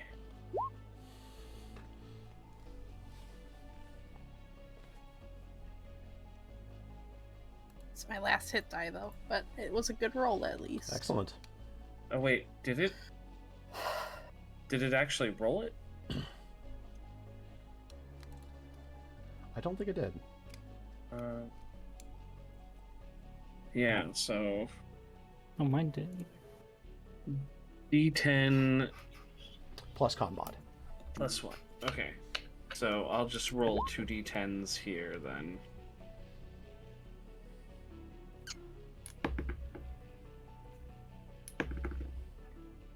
Oh, cool. A cool 19. That'll easily put me all the way back up to max. Excellent. You'll be needing that. Oh, sorry. I've already said too much, I'm afraid. No, please, Nick, bring it on. I know I said hurt me, but I didn't realize you were gonna go for it. I thought it would be physically. All right, and has Not everybody today. rolled and taken care of their short rest? Yes. I guess I need to. Yeah. Okay, cool. Nice. I got my fucking second. My. All of my superiority dice and my action surge back. Oh yes, action surge. We'll see if I can I force you rolled to a burn that by the 1 end and a of this. 2. Ugh, I'm sorry. Sometimes the dice are not kind. No. Right, everybody's all squared away now? Yeah. Please. Yeah. Excellent. You awaken to see the towering form of Kaffia sitting there staring at you. Those inky black eyes unblinking within this strange interdimensional passage.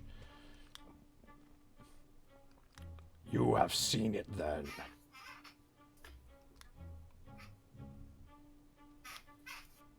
Kaffia.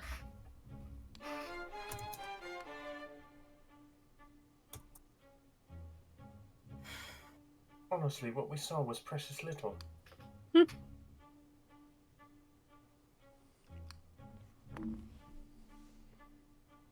He looks over to Brishket. Ereusis had forged a pact with your master, and then one with me to escape it. Looks around. Those coins, now that they are no longer within my safeguarding, the pact is null and void. However, he still remains within this space, and Ainz cannot reach him here.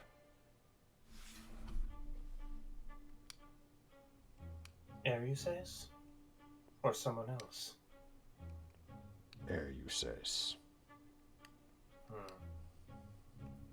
Is he trying to escape his own debt by coming here? I do not know. It seems likely, given that he made 2 separate pacts.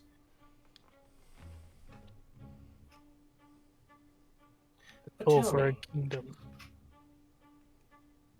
what does that have to do with us? And why just the 5 of us? I Not wanted to others. protect you. All of you were kind to me, and I love each of you.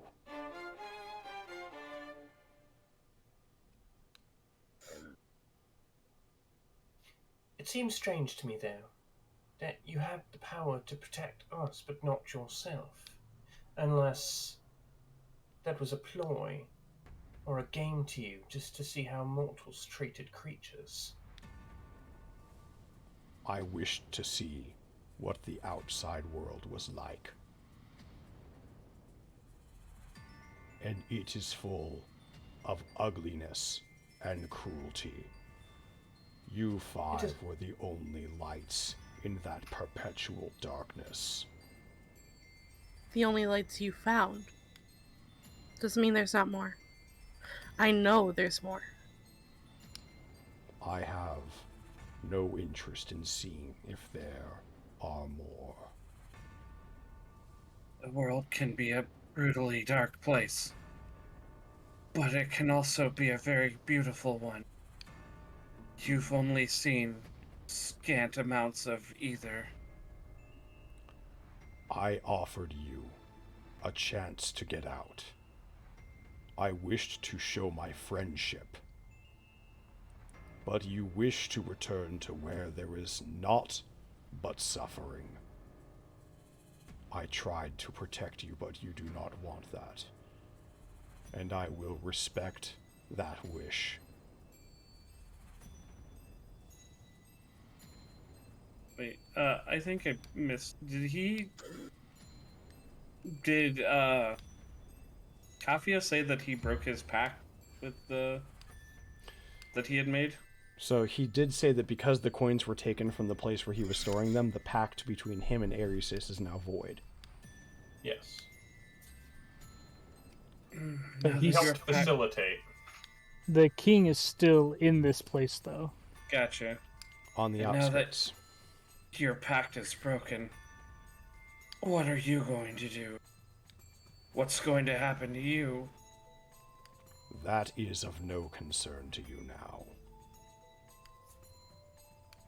Isn't it, though? You're still our friend. You're still my friend.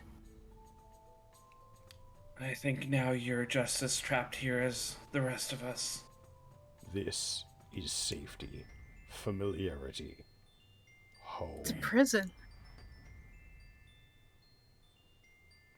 Do you not say that there are countless perspectives?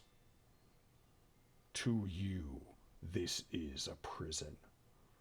To me, it is everything. I do not suffer here. You risk not getting hurt, but you also risk experiencing something greater.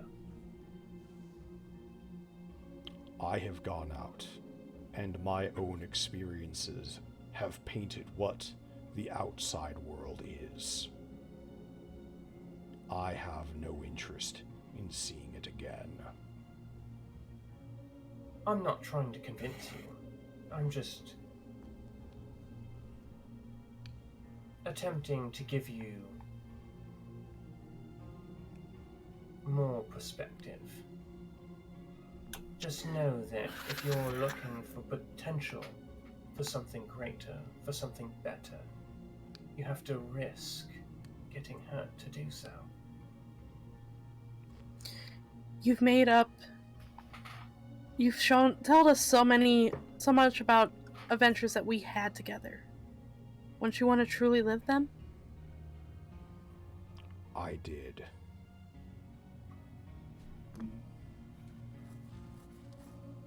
And you wouldn't have experienced those great adventures and the friendships that you've made with us had you not first experienced the pain.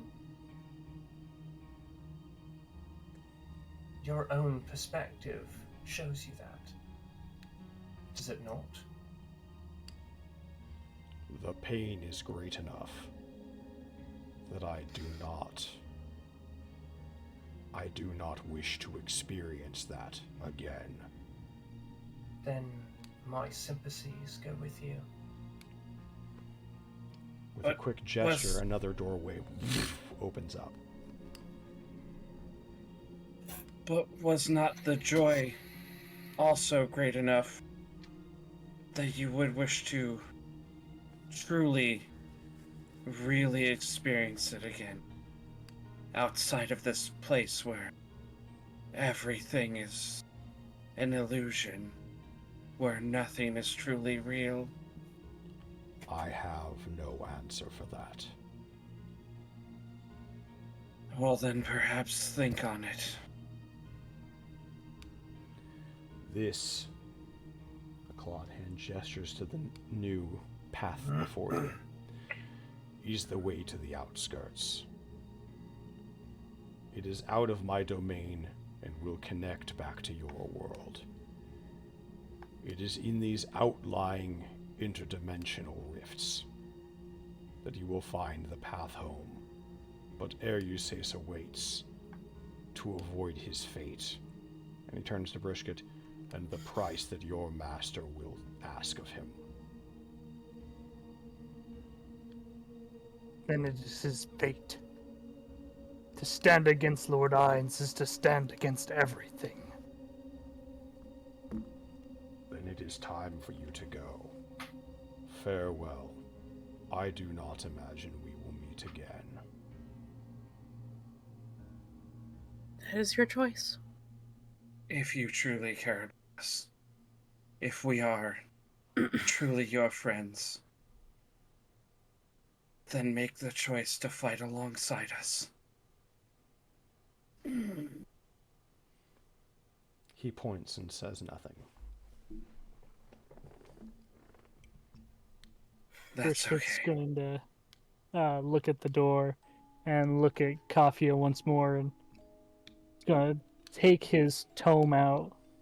It's just the teachings he's followed since being becoming a part or a follower of Lord Ines.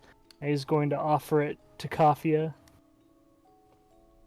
What is this? Everything that I have learned. Everything Lord Ines has granted me. And if Kaffia takes it, he's gonna put his hand on top of Kaffia's and just gently pat it. Thank you, my friend. Friend.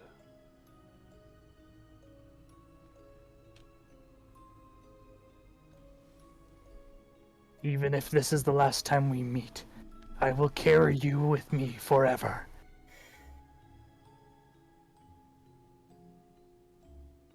I only hope that this book will allow you to carry me with you as well. I see. Alora will walk up next. Oh my goodness, well thank you, another raider. Oh, dang. All the raids. All the raids for the night. I know Esther. All the She is raids an for the awesome night. game streamer. So friends, if you don't Heck follow yeah. her, go check her out. She's a wonderful, wonderful person. Well, thank you so much for raiding tonight. Welcome Appreciate in, you being Raiders. here.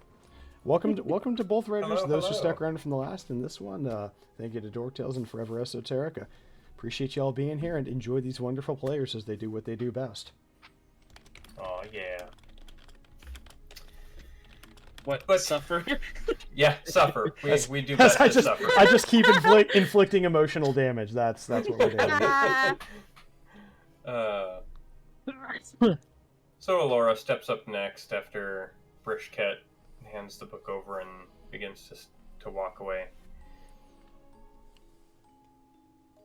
They're called parting gifts. You give them when you have enjoyed the company of another and you wish them to remember you. And she'll reach around her neck and pull off this little necklace, and she'll look at it in her hand and kind of roll it over once or twice. This is a memento from my family. I get to see them often enough that it's not really necessary for me to have. It's been handed down a few generations, but it's worn and I'm not particularly keen on holding on to it. But she'll reach over and set it on top of the book. If I may impart a word of wisdom to you.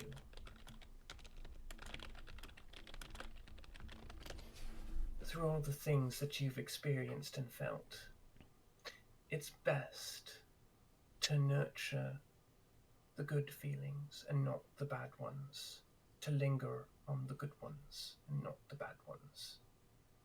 The bad ones are a learning experience, but the good ones are the ones that you keep close to your heart. The ones that you move forward with. The ones you take action with. Kaffia shifts that unblinking gaze to you for a moment, leveling it.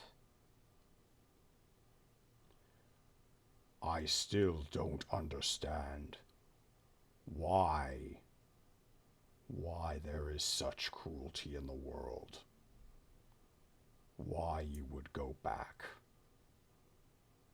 Because it's people like us that have the opportunity to change the ones that are misguided and hurt.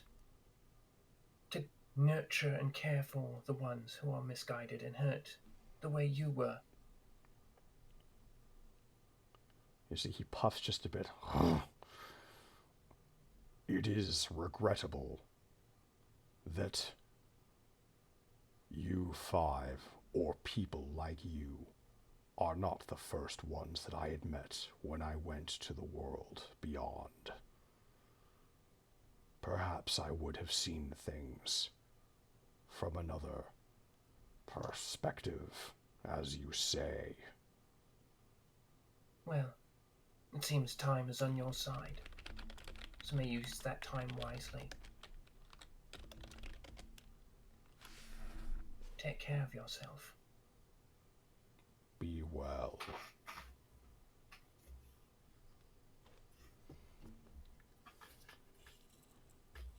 I think Mila would step up next. I don't have anything to give. But she holds up her hand with the wedding ring on it. This... You know what this signifies. It's a memory of him. It's of our promise. And now it's going to help me remember everything you've done for us. Even if I don't remember all of them. I won't forget you. I Not could in- never forget any of you. Not in the end. And she'll hold out her hand, just as to give like a handshake. And if they return it, then she'll just kind of clasp on. It takes Kaffia a couple of moments as it stares for a moment, cocks its head a bit, and reaches out hesitantly but clasps your hand. Be well. And if you do change your mind, find us. We will accept you.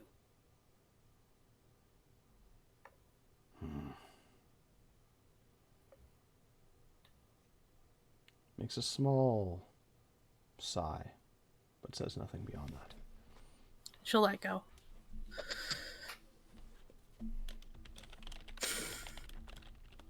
Think on it, will ya? And then she'll head towards the rest.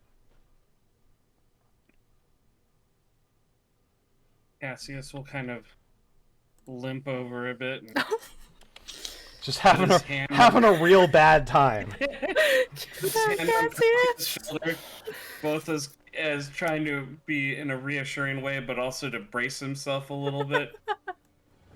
Look, I think I understand now.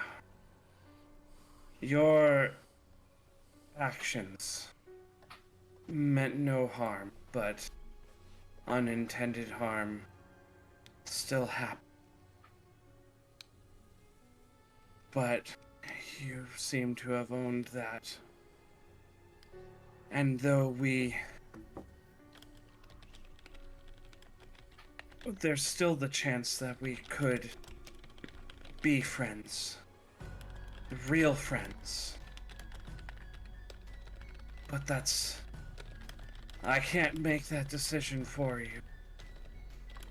The world is a shit place. But there's also so much beauty out there. You have to find your own reason to want to be in it. And I have mine. If you so choose to stand beside us and try to find a life for yourself out there as our friend, I will await your answer until we leave this place. Once we're outside of it, though, I suppose I will have to take that as your refusal, which is okay too. But I do wish that you would reconsider. And his hands just kind of slide off of his shoulder and down by his side. He's gonna kind of lurch over and start slowly walking towards the door. I think Mila would double back and help him. Nah, it's fine. Thank you again. You're welcome.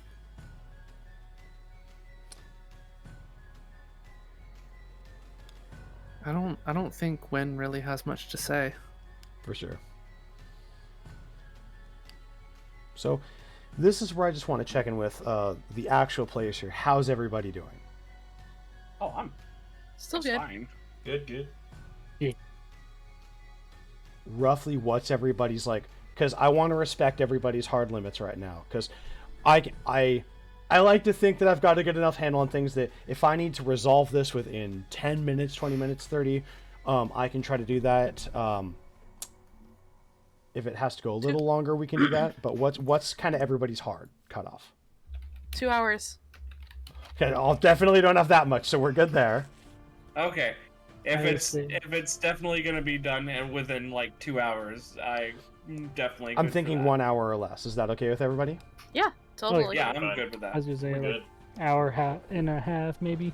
Okay, perfect. All right. So, with that, all of you, unless anybody wanted to do anything else, you're going to just step into the next path. Yes. Would everybody be okay if we just take 3 to 5 real quick, hit a quick bathroom break? Yeah, if we need? absolutely. I need All a right. pee. Yeah. All right, friends, we will be right back. No peeing. No.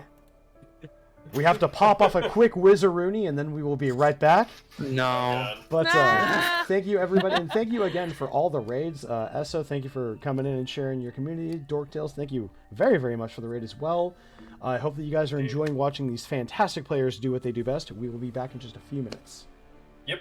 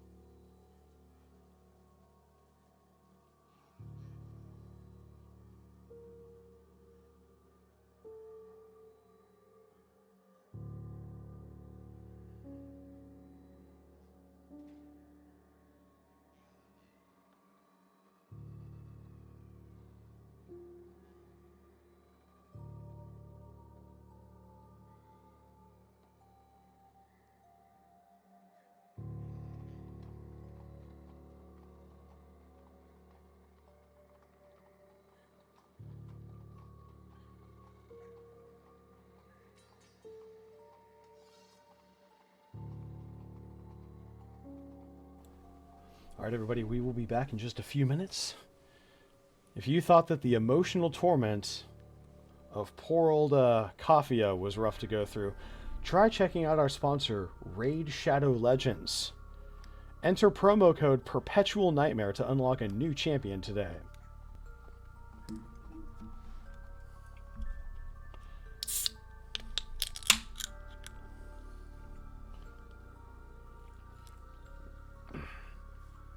Speaking of things that hurt, just today I stubbed my toe, and while that would be a painful experience, it is rather diminished compared to playing an entire hour of Raid Shadow Legends. Enter promo code HOSPITALBILL to unlock a new champion today. You did seem like you were taking a legitimate psychic damage while playing that game. I was Dude, just going that to was say so absolute psychic shitty. damage. Oh my god. Like, it was everything that I hate about a game all happening at the same time. I have It played retrieved more itself, it was ugly, the animations were lame. The whole, like, the font was like 10-point Arial font for some reason. Come here, buddy.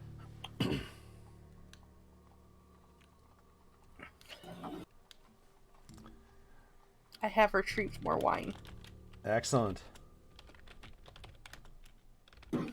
Spiced apple, it's good. Forgot to turn off the AC. Sebby. Kitty cat.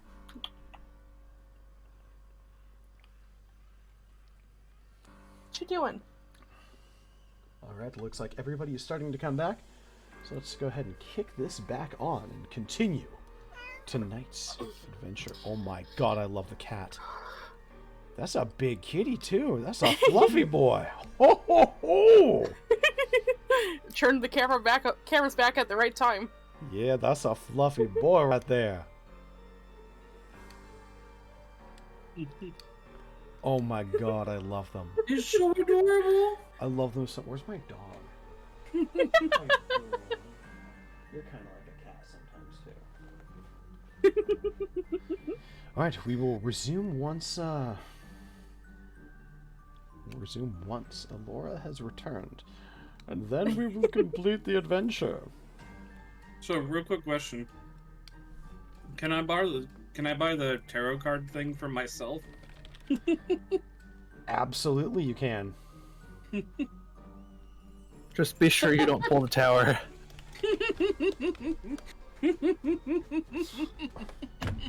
Or the hanged man. Go ahead and cash it in. Let's see how this goes. Oh god. I can't wait for things to get exponentially worse for me.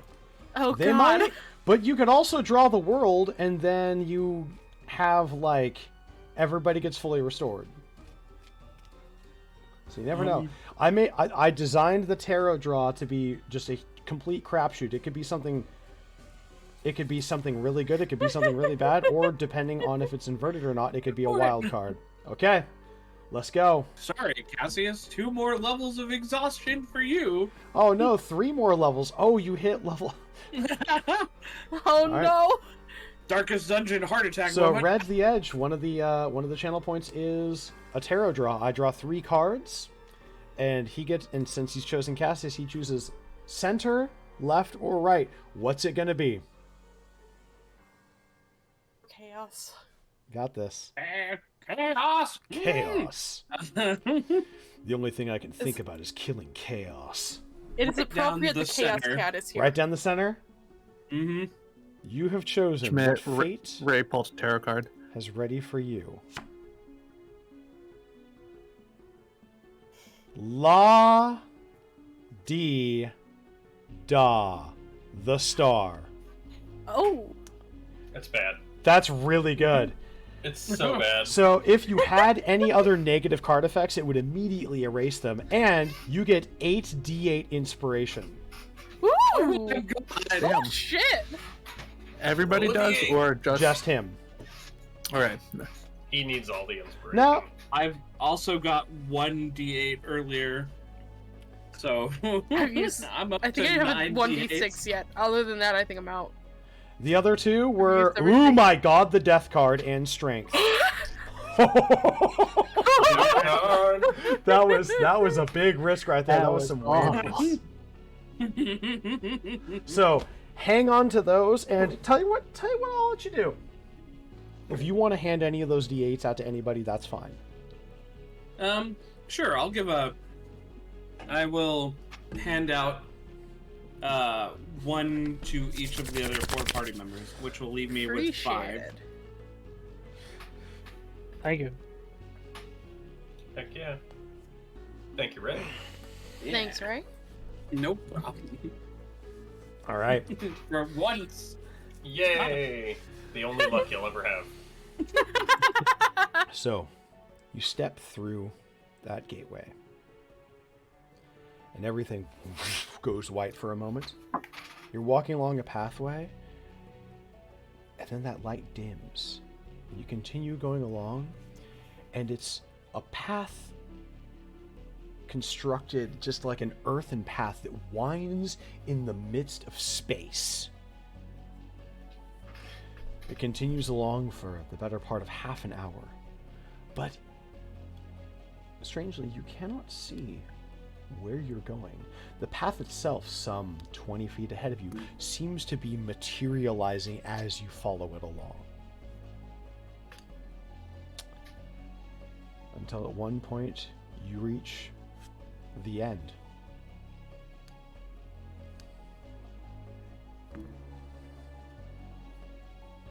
What's at the end? The path ends. Into what? The infinite abyss of space.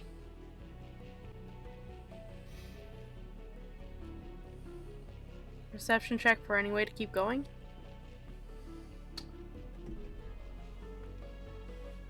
Sure. I'd also like to help with that if I could. Of course.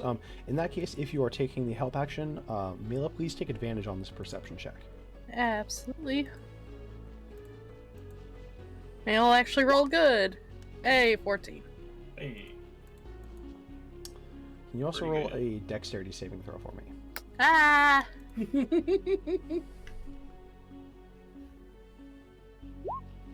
Hey, finally, 17. It's probably still not enough. The good news is, it's only you. Ah! You're looking along and trying to see, leaning over. Is there some place, or maybe it kind of materializes further ahead, and you hear a bit of rock starting to slip, and at the last moment, whoosh, you fall. Ah! The rest of you see her whoosh, fall into nothingness.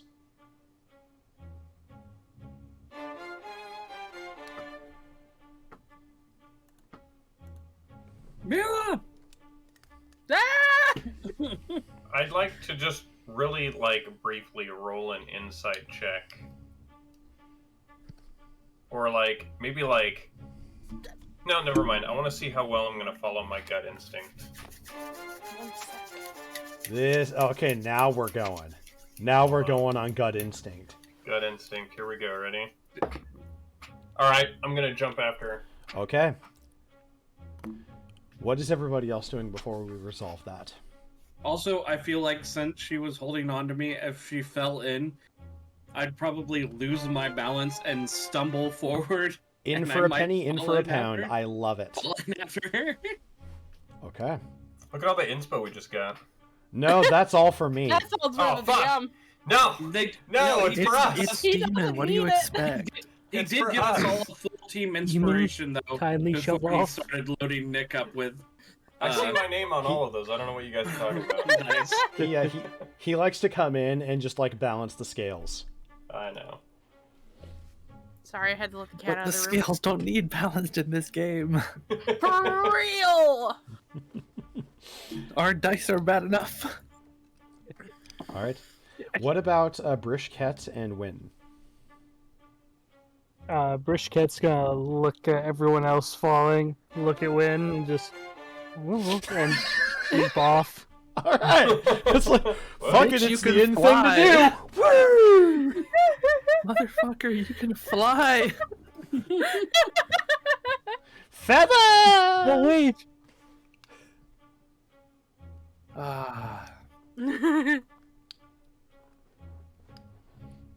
No, I'd probably just die straight up if I did that.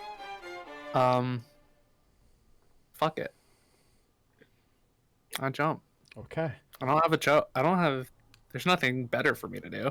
Oh, When she's like, I can't believe you guys well, didn't I try any of mean- that stuff. So our story comes to an end. In the end, you are lost, infinitely falling into the abyss of this extra dimensional space, never returning home. After everything you fought for, in the end, I'm just kidding.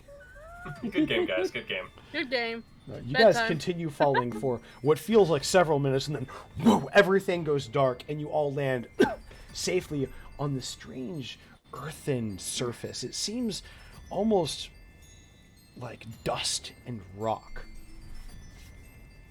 The light around you very dim. And in the distance, you can make out some kind of tall other rocks, and there's some walls along another end, and waiting with an exasperated look is the armored and robed figure of that tall king from before, the neat beard kind of curling upward. You see, in this area, Regent King Arius.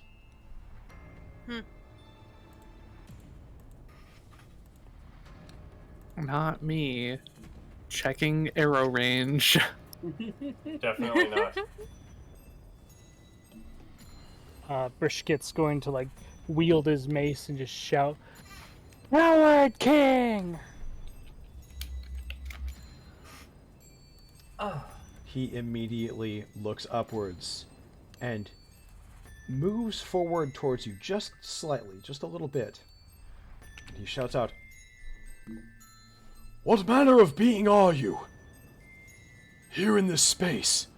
Are you trapped here such as me? We can work together. Let us converse and find a way out of here.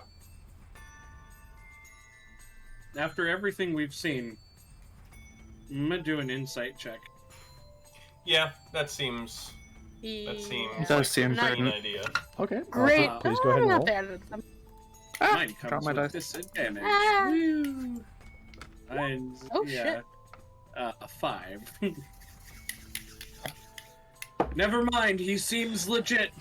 15. Do you 24. trust him, Cassius, with every fiber of my being? Yes. Yes. Beetle's got an 18. It's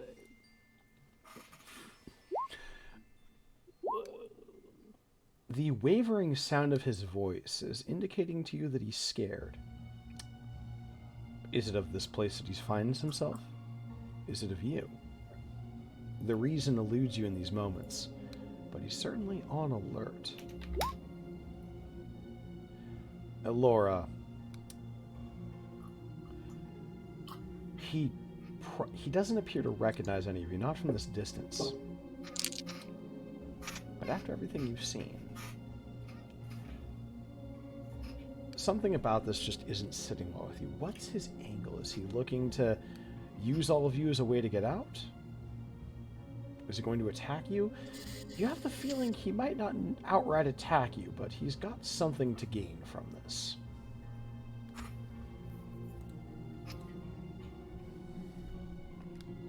Honestly, I think we're all a bit as surprised as you to see someone else in this space. How did you come to be here? He steps forward a little bit more, says, I am Regent King Arius. Of the great nation of Jahara, I came here seeking a way out. A nefarious individual comes seeking my life, and I escaped here almost on accident. Pray, what of the five of you? How did you come to a place such as this? You don't just fall into extra-dimensional space on accident. You're more likely to get struck by lightning. Then it appears the gods have no mercy on me on this day. I could not tell you how I came to be in this place. You were not met with the same creature who brought us here as the rest of us. Creature? He kind of comes along to the other side here, and he seems to be squinting as if looking to recognize any of you. You say that you've encountered some kind of creature here. Well, yes. It's as I said, you don't just stumble into extra-dimensional space. You're brought into such, or you intentionally make your way here. It's nearly impossible otherwise.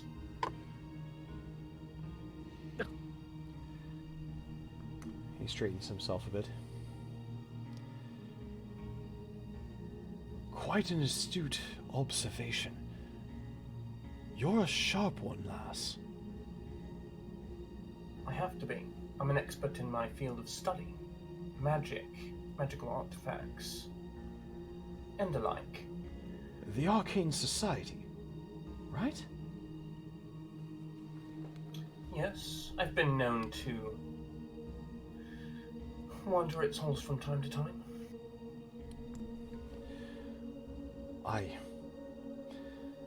I would be lying if I said that I knew everybody in this nation, but I do try to keep an eye out, learn some faces. I do believe that I might have seen you in one of my visits there. He steps forward. Look, it is true. I escaped here. I've meddled with powers beyond my ken, and I find myself now in a most precarious situation. If we could work together, if you could help me out of this place, the Mithril Alliance's coffers would be open to you. Anything you need at your disposal. Well, in order to get out of here, you have to first know how you came to be here. It's like opening a door. You can't go back to a place unless you've already been there. If you've come this way, then I can only assume that there's a door for all of you. If it opens, if I might join you in leaving.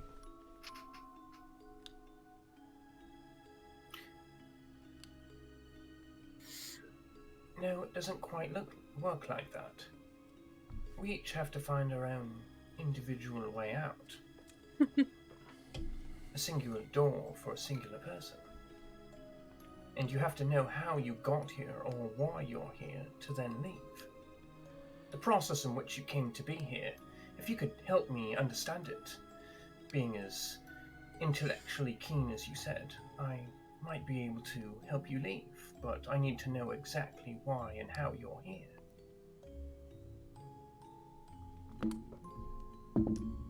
Oh, wrong one. He gives a slightly resigned sigh. The look of a man who'd been trying to hold on to a secret, but sees no way out. I'd made a pact. A creature here. Kaffia was its name. I came here that I might seek a way of speaking to it or seeking its protection. There is... He glances nervously around. Someone on the outside who seeks me. I wish to be avoided, or to avoid it. Has something happened in Jahara? In an assassination attempt? Someone after your life? Something like that, yes. Fascinating.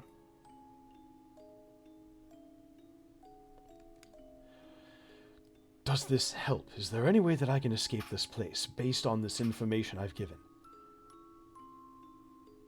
I don't know. You said you were seeking protection? I was, yes. Well, I guess count yourself lucky because that creature offers its protection by trapping people in this place.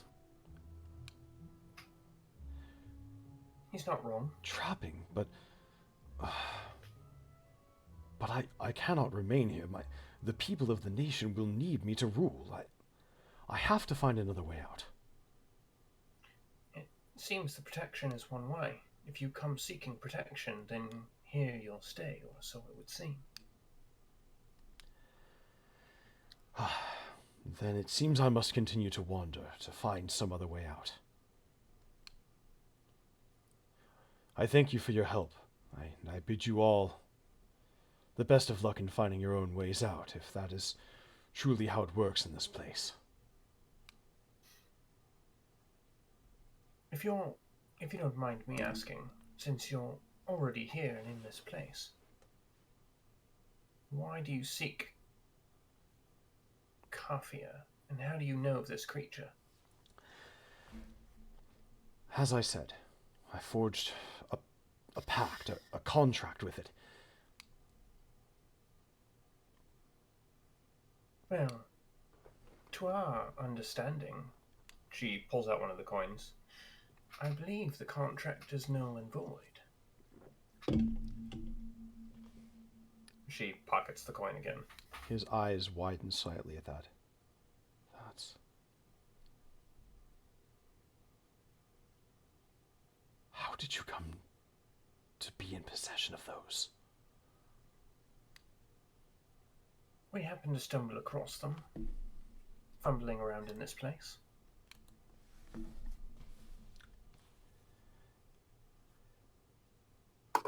Look, you have your way out already if you've made it this far, or at least you have some inkling of what that would be. Help me in finding my way out. Give the coins to me, and riches, information, status, land, anything you want. I can arrange it for you. Why do you care about the coins? The How coins do you even are... know what they are? I am aware.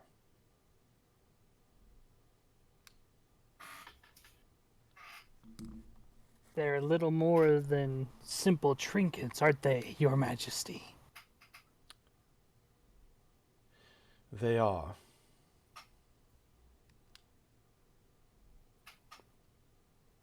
Would they protect you from outside forces similar to Kaffia? His eyes narrow and he shifts slightly, but he says nothing.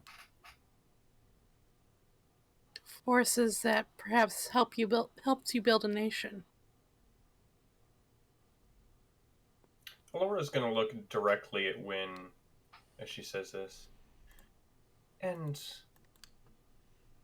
given the things that you've done to come into power, and the people that you've had to do so,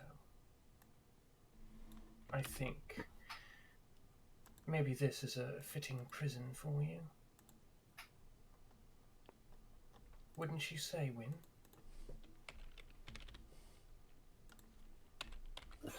Wynn is not entirely sure what this man's involvement has been. Kings delegate many, many things.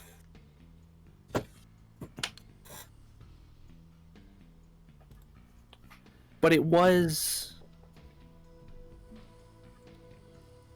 at the very least, under his administration, that everything she's experienced has happened.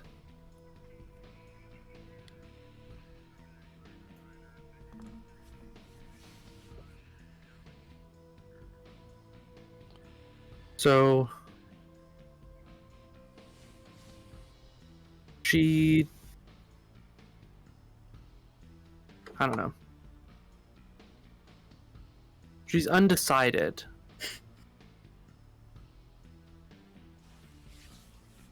Erring towards leaving him here, if possible. Indeed. There's not been enough direct involvement to, at least that she's known, to warrant her killing him herself.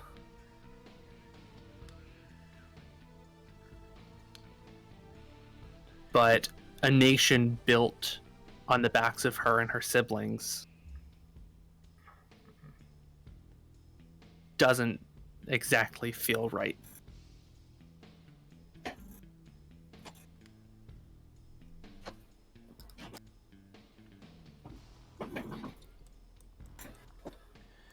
With that, seeing no real response, he says, "You can choose to believe whatever it is you want. It has nothing to do with me." And he's going to turn, and as he walks away, says, "I'll find another way out. There has to be one." And he'll just kind of go off to inspect another area to see if there's some kind of portal or anything that opens up. And that's what are you all doing now? Brishkit's going to actually speak up as he turns and like starts leaving. Is like, perhaps you are in need of another. Perhaps you are in need of another deal from your original benefactor. He's gonna like straighten up and brush out the wrinkles of his robe so that the insignia can clearly be seen. Nice. All right.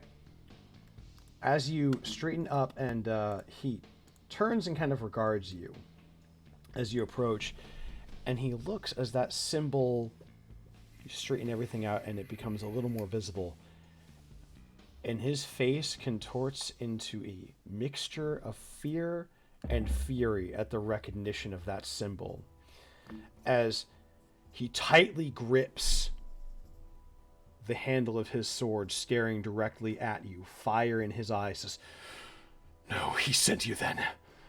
I thought that he couldn't reach me here, but I was wrong. No, stay back! Away from me!" Be at ease, your majesty. What fate befalls you is beyond my concern. And he's going to fish out the letter that he was given. It's like, I was only instructed to deliver this. Nothing more, nothing less. I do not care for coward kings. Okay, so he is, alright, he's gonna walk down here, and you said you're gonna walk over and give him the letter? Yeah, I'm gonna come over here and just kind of twirl the letter towards him. Flick it out, and it kind of drifts down. He kneels down for a moment, keeping one hand on the sword and never taking his eyes off you as he takes it out. No.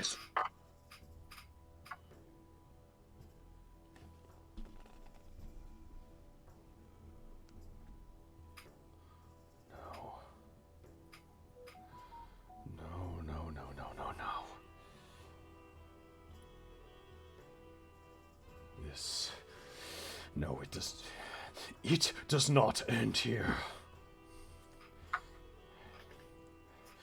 It will not be by your hand. It will not be by his hand. And he draws his weapon. Let's go. Seems like a bad choice, Your Majesty. Unfavorable news, I'm guessing. And the rest of you must be working with him then. Very well, I'll just fight my way out. I'll find a way to go back to my throne. My ambition does not end here! Your ambition ended the moment you turned against Lord Ides.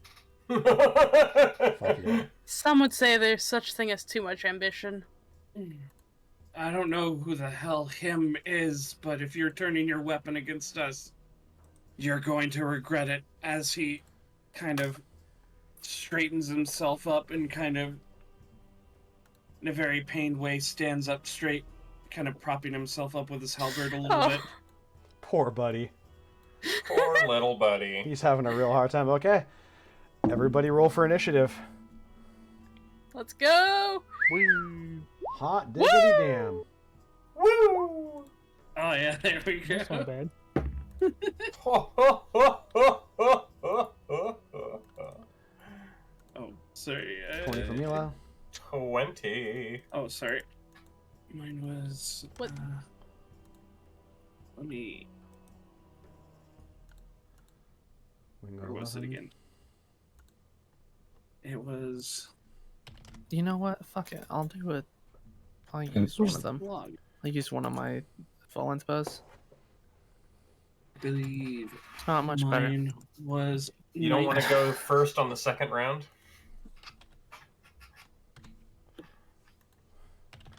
All right, so let me just sort the turns here. It's still the worst. All right, and give me Oh, just no. a second to clear out the music.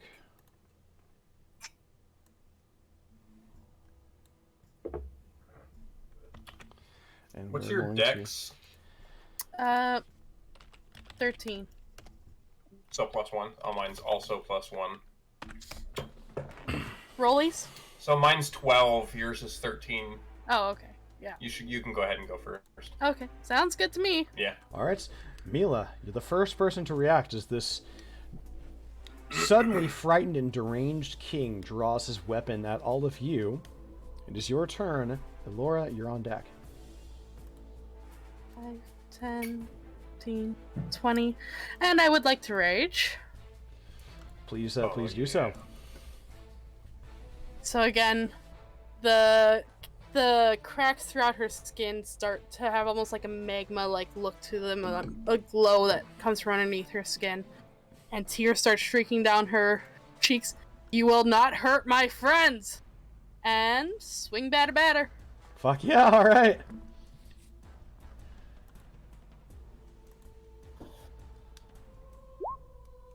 I don't think that hits, but Unfortunately, that does not. I'm going to add my d6 to that. Okay, please do so.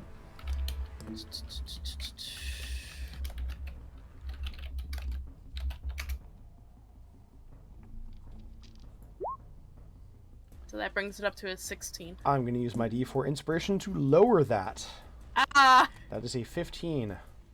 Unfortunately, your first attack, you bring it up, and he brings up the sword that you notice has a black blade with a lot of etchings going along it, and as he parries, sparks fly out. Okay. I don't think I have an extra attack. I Yeah, don't you guys think are we're high level enough 4, level. so... You can blame Kim for that. Yeah, I was thinking by design. We were stopped just short of our true potential. Thanks, Kim. So that'll be my turn. All right. Elora, you are the next person to respond. It's your turn. What do you do, Cassius? You're on deck. Okay. Alright, so given that we've decided to go ahead and confront the king, You decided Lord. for us. what's that? He decided for us. He did. Alora's just going to go ahead and raise her shield up in her left hand, and she's just going to run straight up to the front line here. And engage. And I'm going to... Where'd my spells go? There we go. I'm going to go ahead and cast Shocking Grasp, Excellent. which is a cantrip. And I believe that is a spell It's attack touch. roll. Or Yes, is spell that- attack. Excellent. Please roll. That's going to be 13 plus 5, so that's 18. All right. Please roll for damage. It's going to be...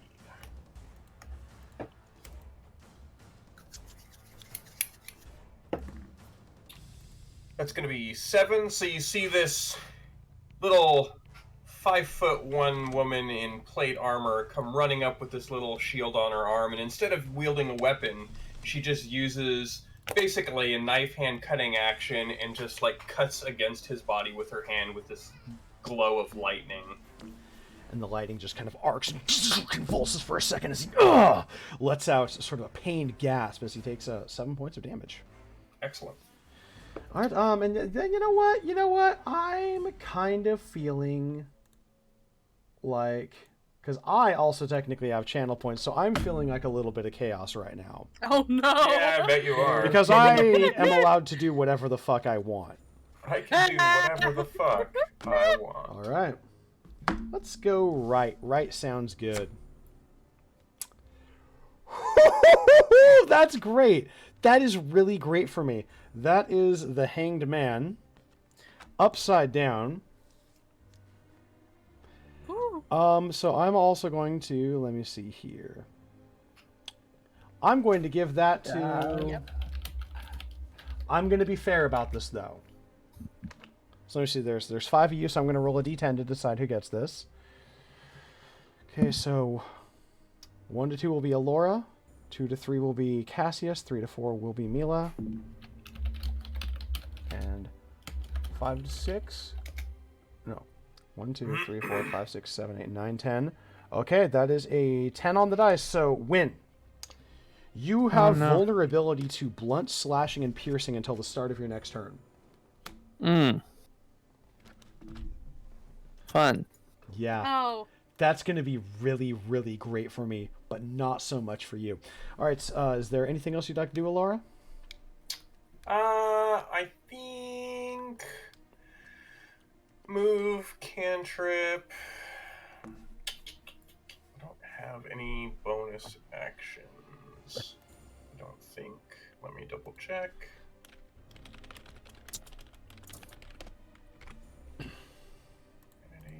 Nope. We got. Just gonna leave it there for this first round. Excellent. Cassius. So Cassius is gonna just kind of plod along. Remember, you have half movement speed. I remember. Cassius is not doing well. I have had a hell of a day. I have my own ambitions.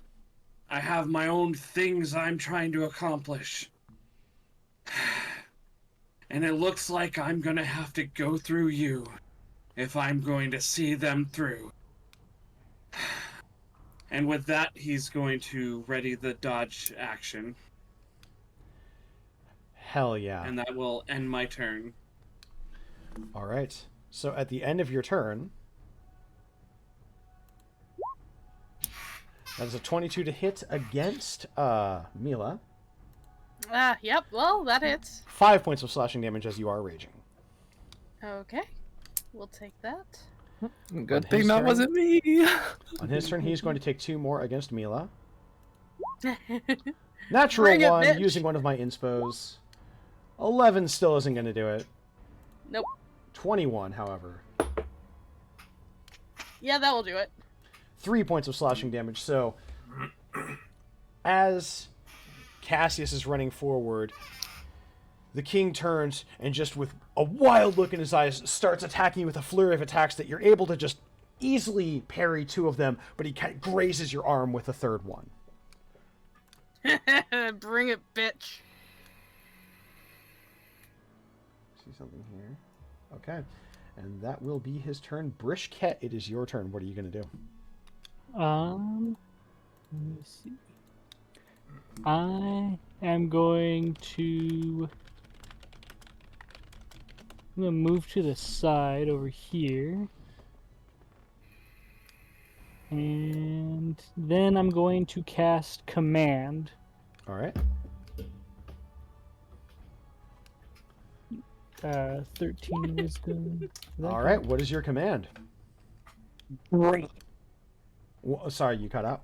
Drop. I scream at him to drop, like his So sword. go prone. Okay, he drops, drop he drops his weapon. And that's my spell.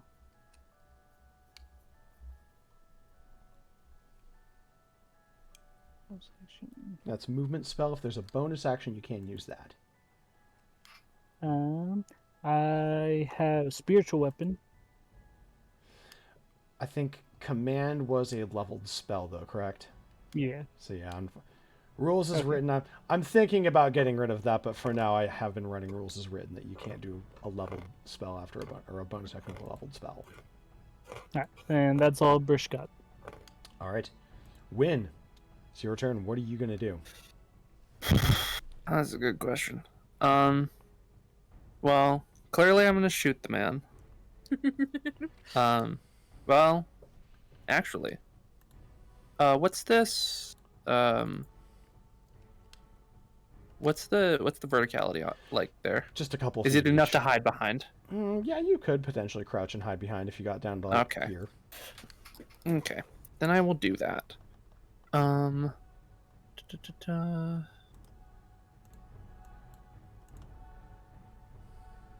$17. That's your stealth. Yeah. Okay. Let me take a little look-see here. Oh shit. You're reasonably sure that you remain unseen as you duck behind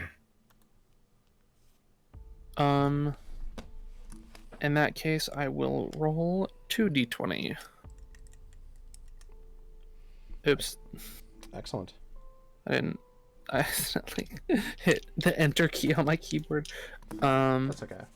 That is a 17 and a 15 for a 19 and a 21. I'm gonna try burning a D10 right here.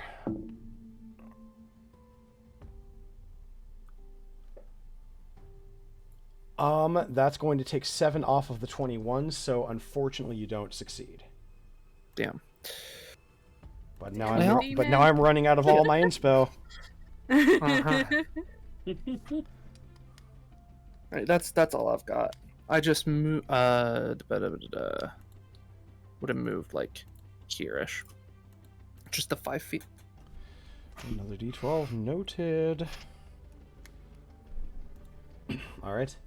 With that, we're back to the top of the round. Mila, it is your turn. What's it going to be? Well, I'm a barbarian. I'm going to do what I do best. Take another swing. Please roll. Ugh. Terrible. I'm going to use my inspo. Perfect. Please reroll.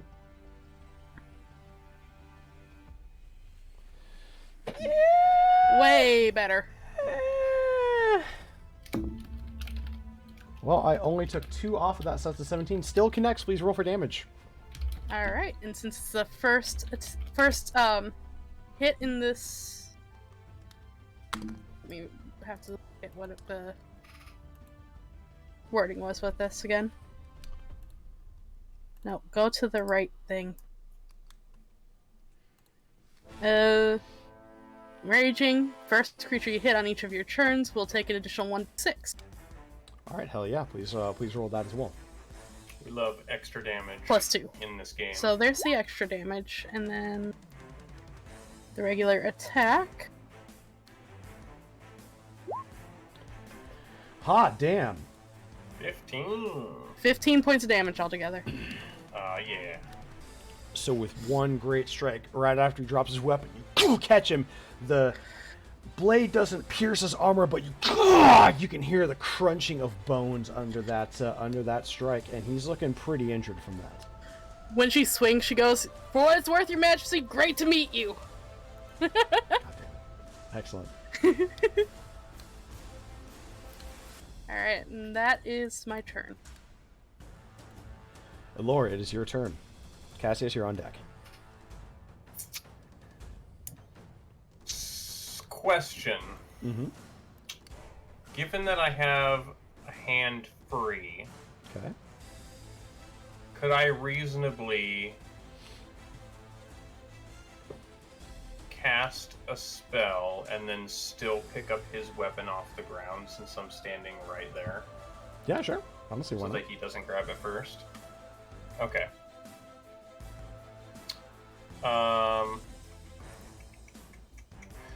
Let's go... Which spell do I want to go? Nope, that's not going to work.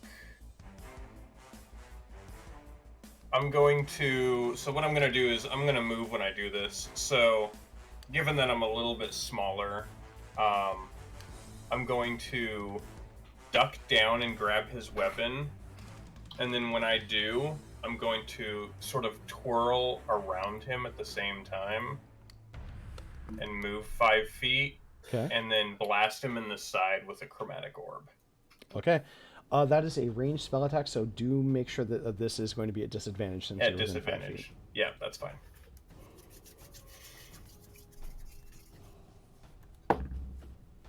So that's... okay. Oh, that's no good. You can burn a point of inspo to undo the disadvantage. I have a numbered inspo that I'm going to add to that. Where did it Excellent. go? That one there. Okay, that's better. So that'll bring it up to 17. Okay. If that I'm hits. gonna... Let's just see what the old dice say about that.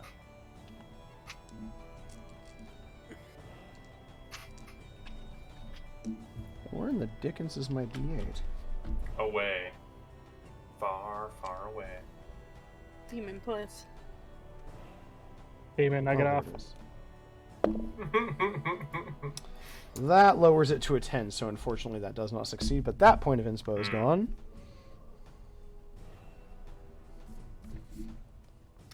Is there anything else you'd like to do this turn? Oh, boy. Oh, I can bonus action. I'm You going to absolutely bonus can. action... Which one of my companions is looking the worse for wear? I would imagine probably going to be Mila. Okay. I mean, yeah. She's All right. she's bloody. So I'm going to bonus action healing word.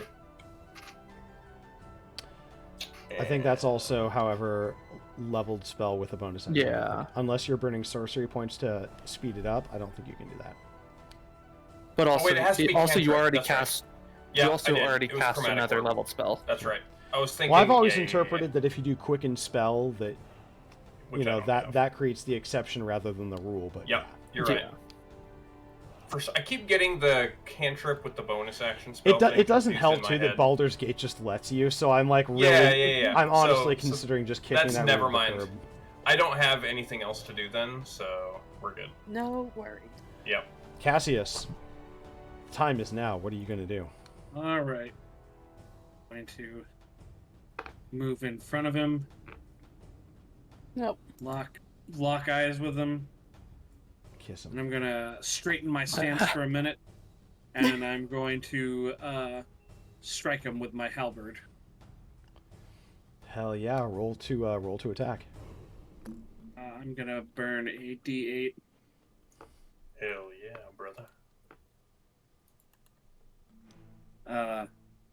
Does a 14 hit? Is that your final answer? Yes. Unfortunately, he steps aside, and as you thrust it, it goes right beside him, and you can see he's looking around, pretty clearly overwhelmed. Then I guess It was his choice. for now that will end my turn. All right, for his turn, he is going to. I'm going to count this as just a strength or athletics to try to pry the sword away from you, Elora. Can you please roll an opposing athletics for me? Yeah. Athletics. Alright. Oh, God. Come Well- on, Laura. Well... You can do it. I believe in you.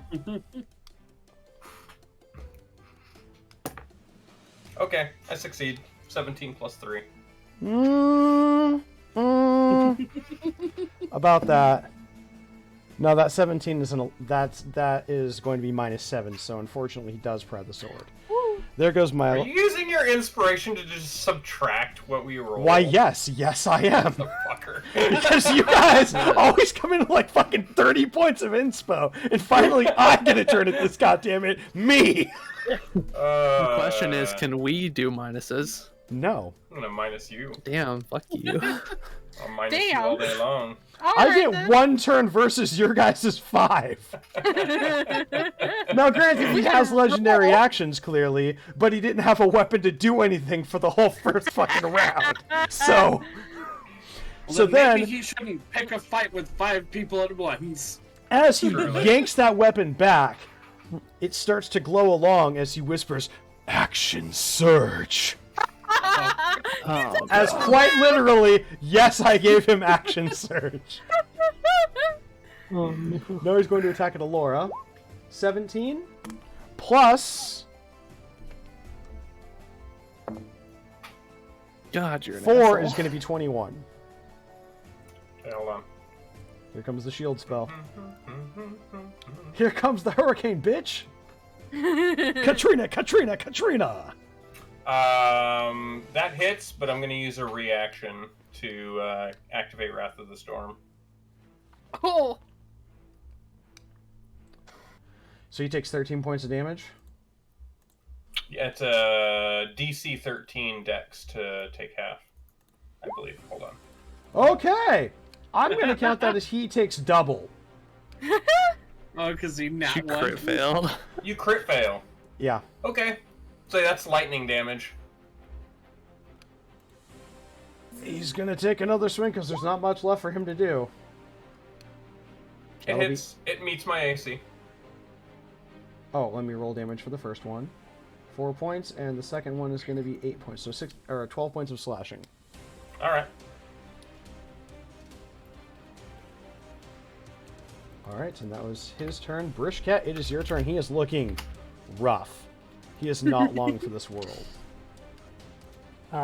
Brishket's gonna look at the king and just like, do you want to surrender?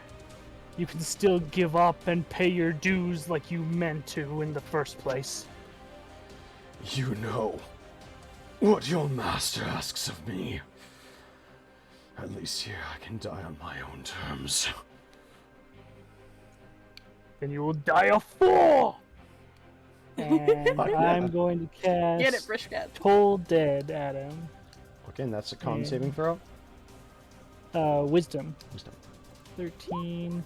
And since I am assuming he is missing some hit points, he will take a d12 for necrotic damage. Okay, please roll.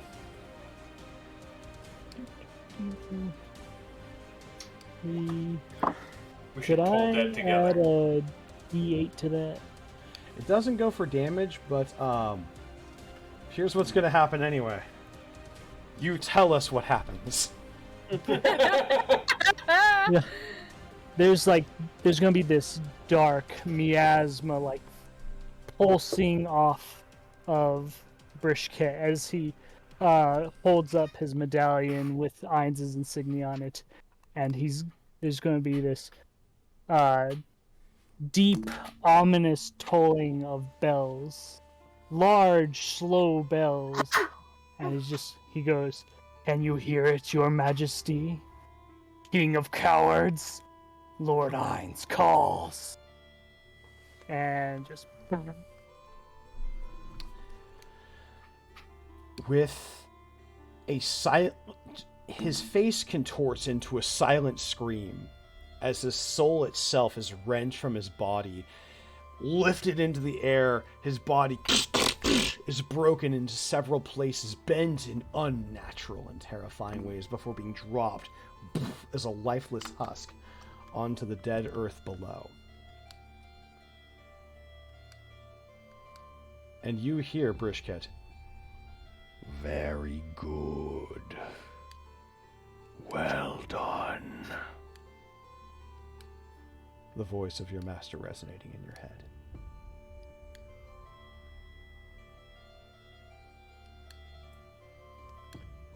As you all... Oh, sorry.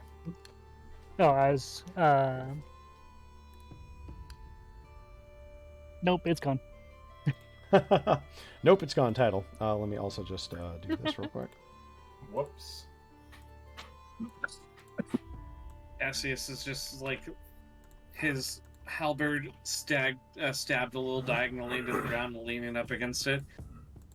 Well, that was fucking horrific.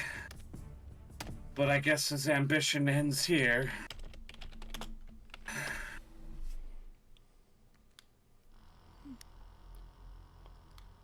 And you see, a small distance ahead, an open doorway forms. And you can see in the distance, the Colosseum, where the contest of champions had taken place. The outside world, mere steps away.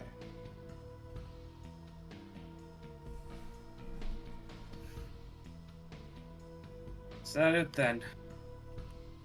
The final doorway. Let's hope so. I'm Alright. too exhausted to continue, and I think She looks at Cassius. I think you as well. Yeah, Mila. I'm feeling the day. Mila lifts up Cassius. It's just like, let's go! Oh, Get out of this fucking nightmare realm. well, there's one thing to resolve before you reach your destination. Demon King 9. Is it left, Oh, damn center, it. or right? What's it gonna Oh be? no! Here comes the tower. Oh, poor Rem. You guys are so fucked if it's the tower. Okay, Rem, it is your choice. Oh.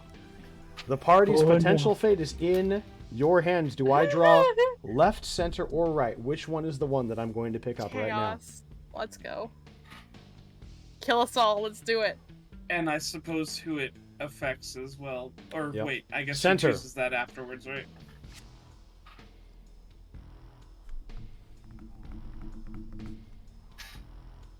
The sun inverted. This won't be quite as applicable this time, because that is something that is more for haggling checks, money earned and whatnot. But I think perhaps we could find a way to apply this to the ending somehow. So we'll keep that in the back of our minds here. The other two were the Empress and the Emperor, which both would have been excellent for you. So that was actually pretty much an all good draw. Nice. Alright. So, I foresee that in one way or another, riches might just shake out in our epilogue. But all of you proceed out. Oh, Brishket would like to quickly snap up the king's weapon. Excellent. A gift for Lord Ines. Aha! Is there anything else that you all want to do before exiting? I am so done with this place. Yeah, I think we're all done with this place. After picking up Cassius, Mila gives Alora a little smack on the back. Let's get out of here. Oh God. Yes. When are you coming? I suppose I should. Rather not be stuck here like him. Indeed. As curious as this place is, I don't want to stick around any longer than I need to. It's as you're approaching that the doorway begins to flicker and start to close. Of course it is. Run, Run. bitches! Can I have everybody please roll an athletics check? Fuck. You will have disadvantage, Cassius. I'm going to burn my full inspo too. Not if I blast him with a spell. I got I a fucking 20. crit that shit. Okay. Woot woot. I got a 24. I got a 19. Just for the shits and giggles, I'm adding one of my d10s.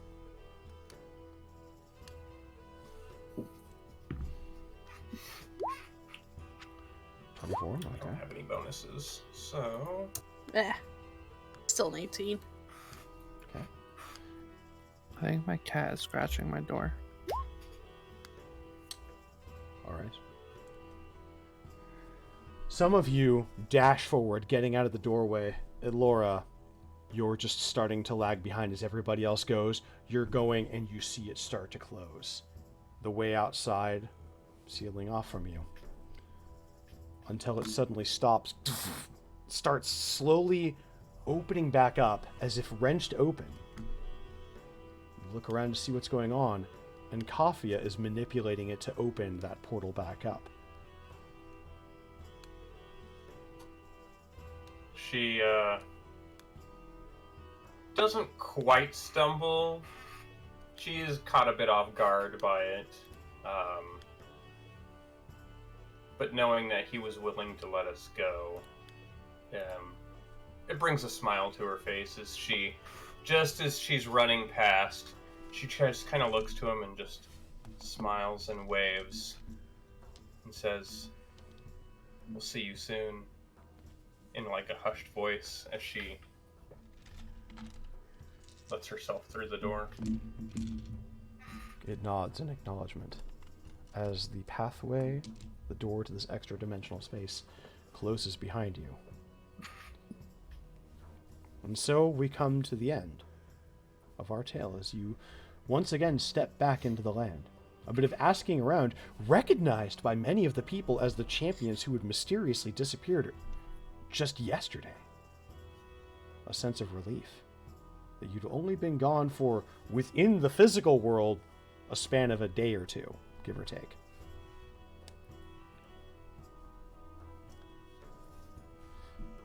So let's go around the table. And after you take a chance to, of course, rest up, recover from your injuries, what do all of you do when it's all said and done? Let's go ahead and start with Elora. First of all, when she's immediately after, saying farewell to her companions for the time, going to rest, getting back to where she normally sort of retires to on a regular basis, remembers that she was promised something after being, crowned champion of the tournament, and wants to know, first of all, if they actually ever received their reward. So all of you received not just a healthy amount from the coffers of Ereusis, but you all also got some titles to some land within Jahara itself. The Regent King, unable to fulfill the oath, he seems to have disappeared by all accounts, which is a bit of an odd thing that most people would consider within the area, but while these search efforts are going on, the fact that you guys suddenly appeared, they assume that there might be something that had happened to him as well. Well, or so some rumors say. In fact, nobody truly saw all of you step out, but the king is never ultimately found. But all of you have more than enough riches to fund your lifestyles and beyond. Content with the financial gain, but disappointed in the particular request not being fulfilled, she takes a little bit of time to clear her mind before ultimately going back to what she does best, which is studying. And given recent events, takes a little bit more interest in what happened. Not super keen on deities, though a cleric herself, and has a deity that she pays some homage to. Is ultimately more interested in the actual magics and the way things work. Goes and begins to study and see if she can find ways to breach into extra-dimensional spaces, having a sort of renewed, not just a renewed interest in studying magic, but something new about magic that kind of amps up her motivation to continue learning and studying. Maybe hoping one day that she'll get to meet Kaffia again. If for nothing else, then to find something new to learn about. See how things work. Things that are beyond her knowledge that interest her the most. Excellent. Let's next turn our attention to Wynn. What do you do when all of this is said and done, when everything is over?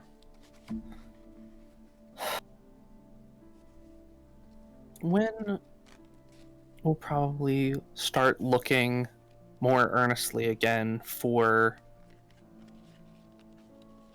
information about the experiments that caused her being. It's been a couple of years since the facility burned down, since that invading force took out everything she had ever known. And she'll look for the one person she knows escaped. She saw them leave. She's going to look for the director.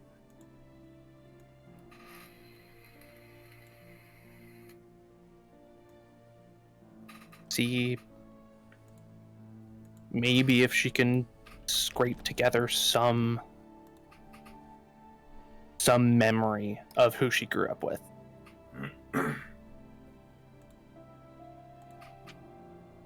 Excellent.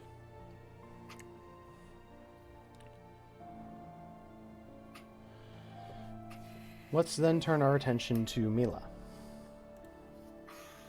So I think the first thing she does, with not a totally new, but, you know, a slightly new perspective on their lives and everything that's happened so far, she would find the member of her tribe that had been working as a healer and apologize for the way she acted during the games, and try and get some information about what the tribe had been up to.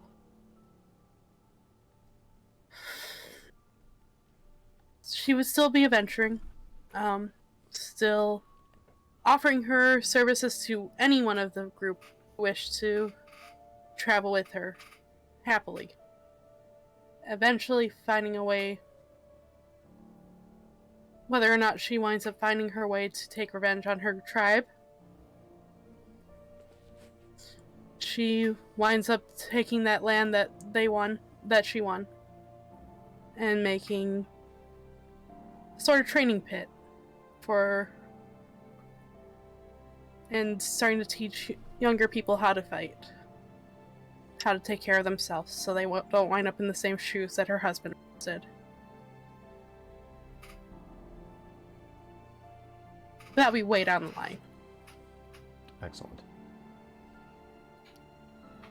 Cassius, what do you do? So Cassius's original plan had been to... He didn't care about the monetary earnings from the battle. His original plan was to find his brother and convince him to come back with him to Sostagaria so that they could oust his father as head of House Karathian and rebuild their namesake. But with all this money and a plot of land to his own, rather than trying to repair their reputation, perhaps in this new land, he could start his own new House of Karathian. And he would go to each of his new friends that he had just escaped from that dimension with, and basically offer them a chance to be part of the new House Karathian as retainers. He'd give him some time to think about it, and because he still has to go to Lucide to find his brother, but he would expect that they would either have an answer or have just moved on their own way by the time he got back. And there in Jahara, with or without his brother, even if his brother didn't want to come with him, he would still be happy just to know where he is. With or without his brother, with or without any of his former party members, he would found the new house of Karathian and work to make it a proud house that promoted justice and righteousness in the land through valorous deeds and just helping people. Very good. Love it. Lastly, Brishket. Where does your journey lead? Much like the way his journey began, with money and land in tow, and the king's sword, surely a magic item of some renown, Brishket gets in contact with Sebas and gives him as full a detailed report as he can through their amulet, ready to return home as soon as he is called.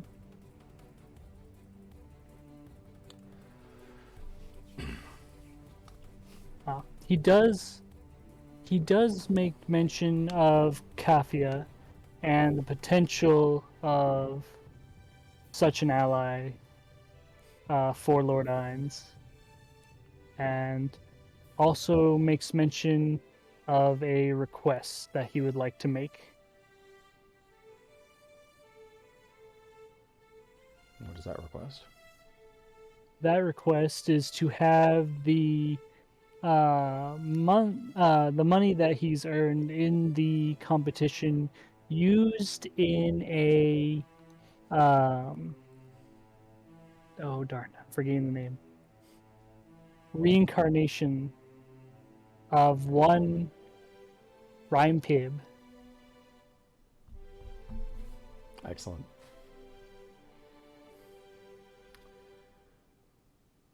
My boy Rhyme. Some journeying to find purpose, others for redemption, some seeking a new life, and some bringing back a piece of their old life, or trying to find some semblance of what that could be. Your paths take you in different directions, but each is filled with not just a monetary wealth, but a wealth of purpose. A life well lived, though there were different moments here and there, little things. Perhaps an item you were looking for that just ever so magically seems to appear right where you're looking. Or slipping and going to fall down, but suddenly you catch yourself, but that didn't feel like you. But here and there, the paths of our heroes go out, and the center of our story, they diverge out, and they make their own great stories of their own. But that is a tale for another time. A tale that could be told by an unseen friend who kept tabs on all of them, who after a bit of thought was finally convinced that maybe the bonds found can justify the suffering in this world. And with that, I end our session. Excellent. Good job, guys. Almost that was good. awesome. Fuck yeah. So though we don't have any actual experience or anything like that, I do like to hold tradition in that we call each other in and build each other up for moments that we liked. Please just call somebody and say something that you really liked, be it role play, be it combat, just something that stood out to you and resonated with you. Mila. Aw. Mila. You had me on the verge of tears. I do Your my role-playing best. was excellent. My heartbreaking girl. I love her. Brishka is full on occult shit. Truly. So good. He's got no quarter given on occult shit. There is no one above the Supreme Being. Truly. I feel so bad for Cassius. Right? You played it so well, though. I gotta hand it to Ray. Like, truly, like the anger was felt. Like how mad he was, and just like how emotional he was, just really came through in the roleplay. Like, truly, very powerful. And Alora, I love everything about her. She is wonderful. I enjoy her character so much. Thank you. And Wynn did such a good job of, like, this complexity of kind of, like, not knowing where they belong and just trying to figure out how they fit into all this. So good. Truly. Can we all give a round of applause for Nick? Nope. I'm going to. Fuck you, Nick. Nick got all those inspos. Those are his a round of applause. That's right.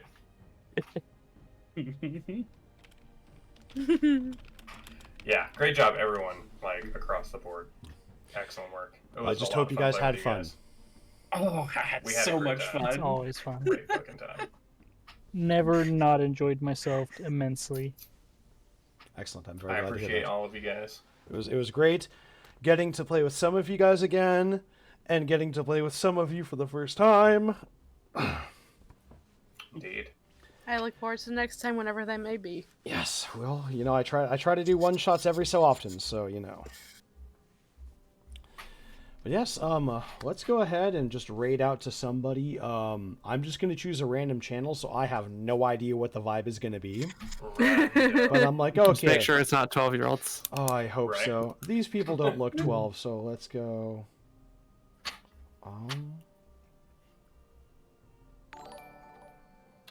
Well, thank you very much. I appreciate the follow there. You know, I mean, if we're always happy to explain it, and sometimes I do D&D workshops on occasions, so you know you can always swing by one of those as well. But and thank you to the audience as well. I appreciate you all coming and hanging out and watching these amazing players do what they do. They really just killed it with all their scenes, and things like this are why I love making one shots and why I love running D&D. This was a fantastic group. Okay, Chalet. All right, let's go ahead and raid out to Chalet. We'll go out and show them a little bit of love, but let's go ahead and say goodnight, everybody, and thank you to the audience. Drop a follow if you're new. We would love to have you in the community, and also join the Discord if you should feel so inclined. Great group of people, and just lovely, lovely individuals there. All right. Have a good night, everybody. Good night, everybody. Good night, everybody. Good night. We'll see you next time.